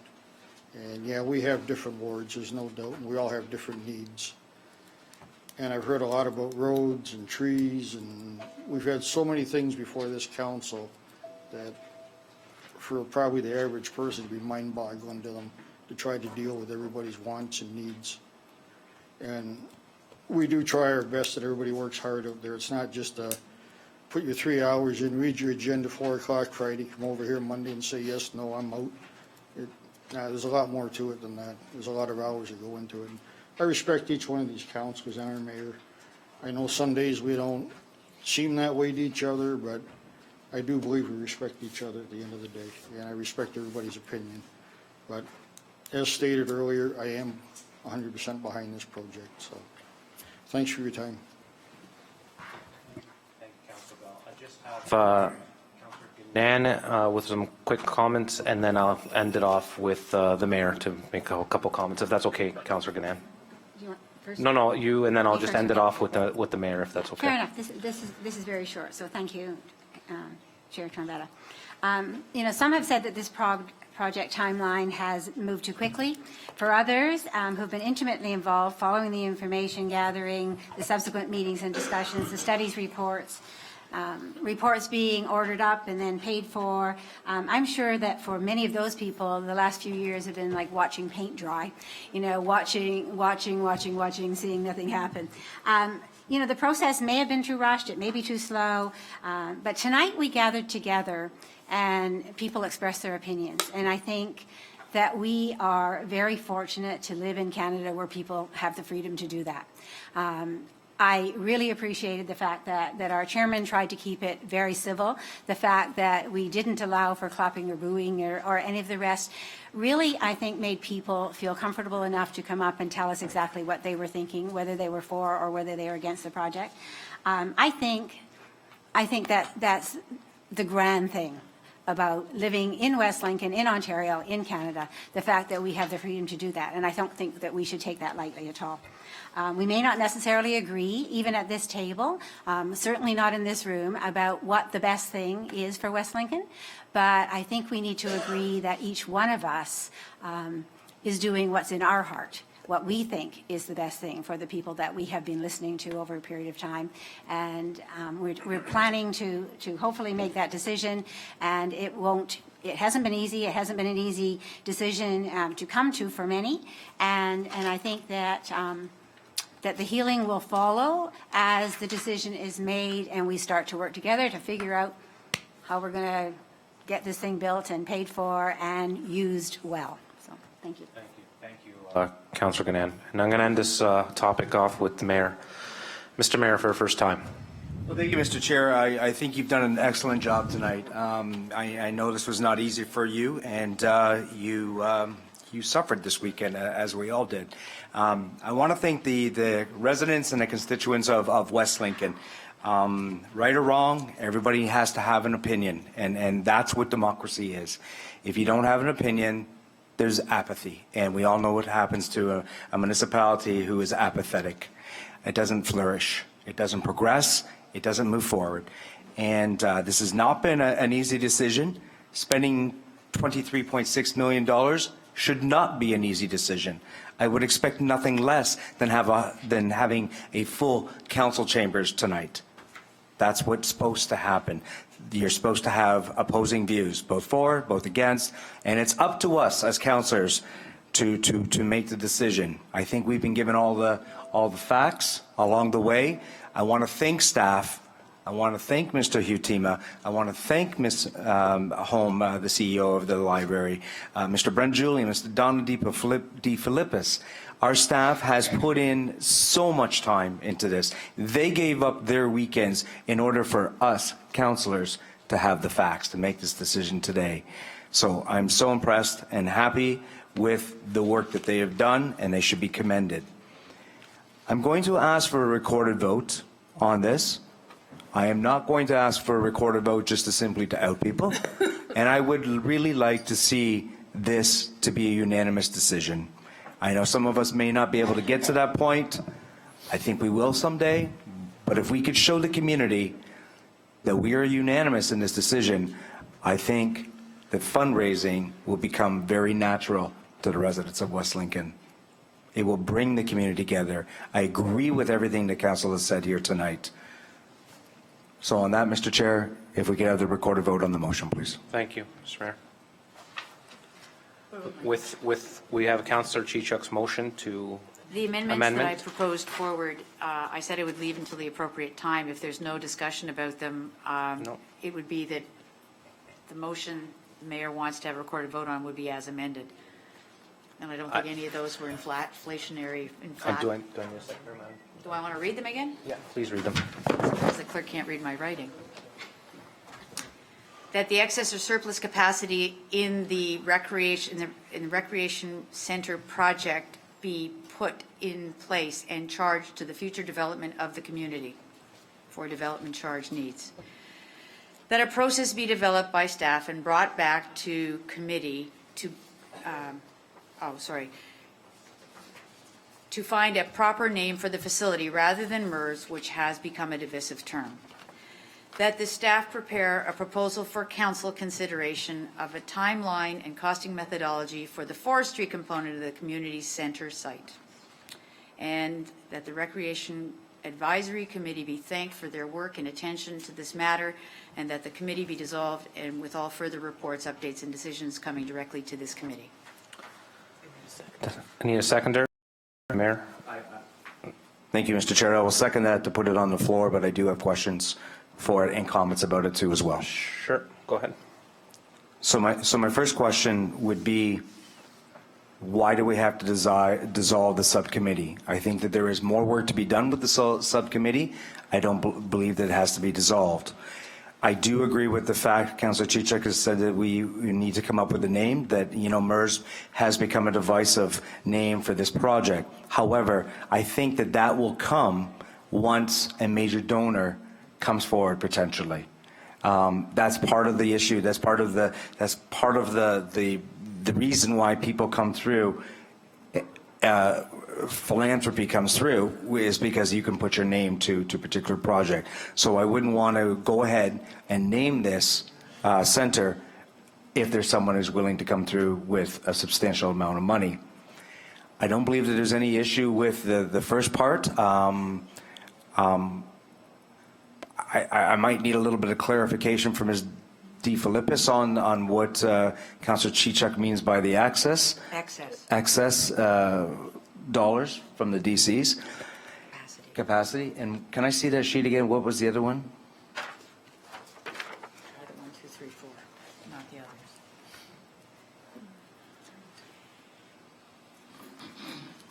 was the one with the trees? Oh, here. The staff prepared proposal for council consideration of a timeline and costing methodology for forestry component community center sites. It's not included, but it is there. So meaning the money that we're getting to do that? I just mean that they need to tell us some options for what we could do to put trees in there. They haven't saying anything. Just want they come back and talk to us, and then we'll make a decision. Okay, so I better understand now through Councillor Chichuk of the staff prepare a proposal for council consideration of a timeline and costing methodology for the forestry component of the community center site. I think that's a positive, I really do. I don't see that as being a negative.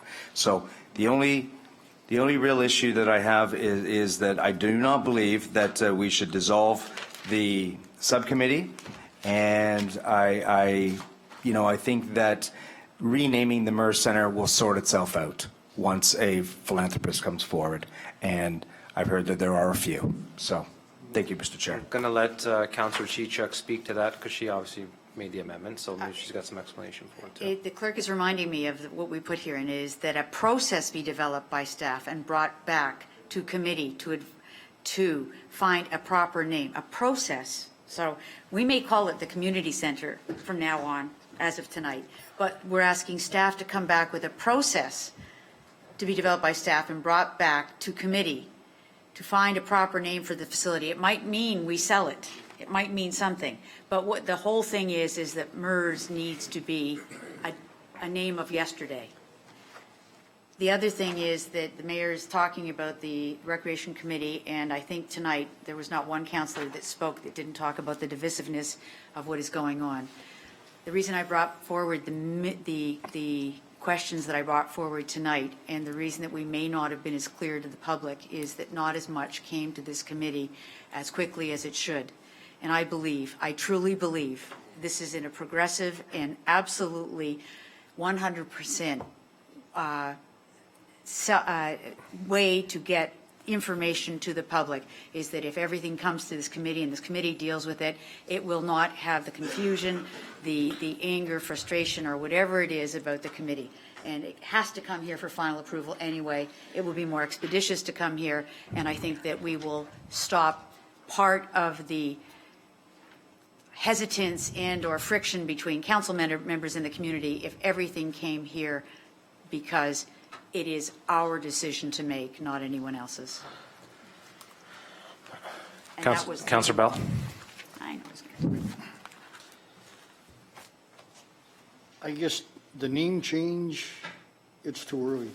You just leave it the way it is, because as was pointed out through the fundraising, those are things that will change through the course of the fundraising. There's people that want to have their name on the facilities.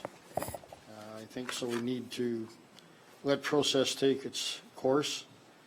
And for the subcommittee, I think it's too early to do away with that also. I think it needs to stay for a while. So that's my comments. Anyone else would like to comment on this? Is it possible, Mr. Chair, that we can split them up and We can vote? split them up. I'll just speak to, as for the name change, that's going to come in the future. We heard from the gallery tonight some people stating that they didn't know what MERS is. And if we change a name, they're not going to know what this name is. Mr. Chair, point of order. It's to bring a process forward, not to change the name. So it's to bring a process forward to talk about it. So if we're going to sell it, the staff will come back with a report that says, we are going to sell the name as part of our fundraising. Okay, that's So more clear. That's more It did not clarity. say change the name. It said a process to change the name. Okay, then that's sorry. I just needed some clarification. Thank you, Councillor Chichuk. I don't have a problem with that. I don't have a problem with that. As for the committee, we're you know what, we're getting the ground running here, and you know what, we're going to start talking about some big things. If it's got to come here, what's the big deal? Everything comes here anyways. So everything comes here, and that's what how everything gets passed through council. So I'd like to just get this rolling. It's 12:11. Through you, would you like to do the amendments then? We've asked one at a time. Yeah. So the mover and the seconder of the amendment will remain, and we'll do number 1 first, which is that the excess or surplus capacity included in their recreation center project be put in place and charged to the future development of the community. Okay, so start from my left to my right for, No, we just, this is the amendment that's going to be added to the motion. So this would be added to the motion, and so now you would put discussion about this item out there, just this amendment that I just read. Move the motion. I need a seconder to move that motion. No, we got. We already Oh, have. sorry, one. sorry. You need your mic on. Sorry. It's late. Members of committee, call the question. It's late. Members of committee, sorry.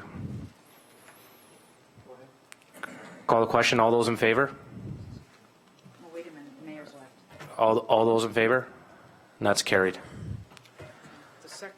The second motion, amendment to the motion is that a process, so this would be added to the recommendation, that a process be developed by staff and brought back to the committee to find a proper name for the facility rather than a MERS, which has become a divisive term. And I'd like to call the question that as well. All those in favor?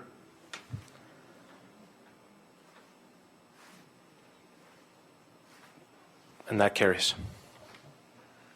And the third addition to the motion would be that the staff prepare a proposal for council's consideration of a timeline and costing methodology for the forestry component of the community center site.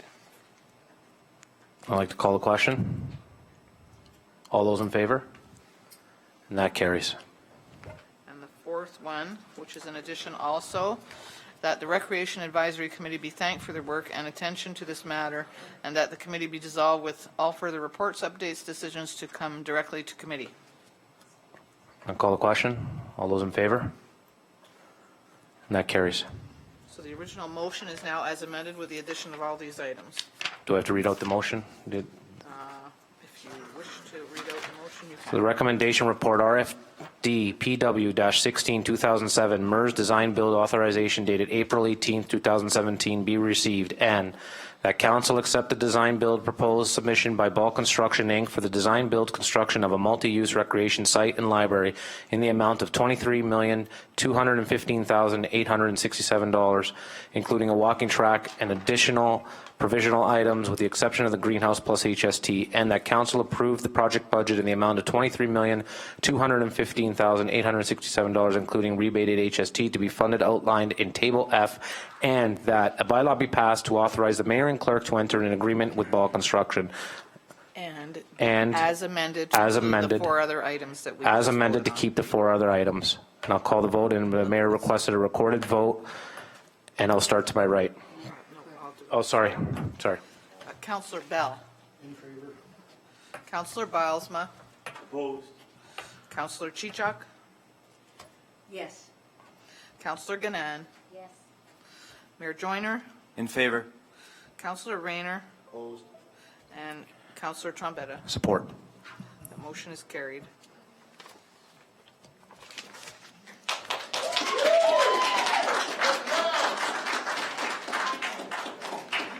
I need a bathroom break.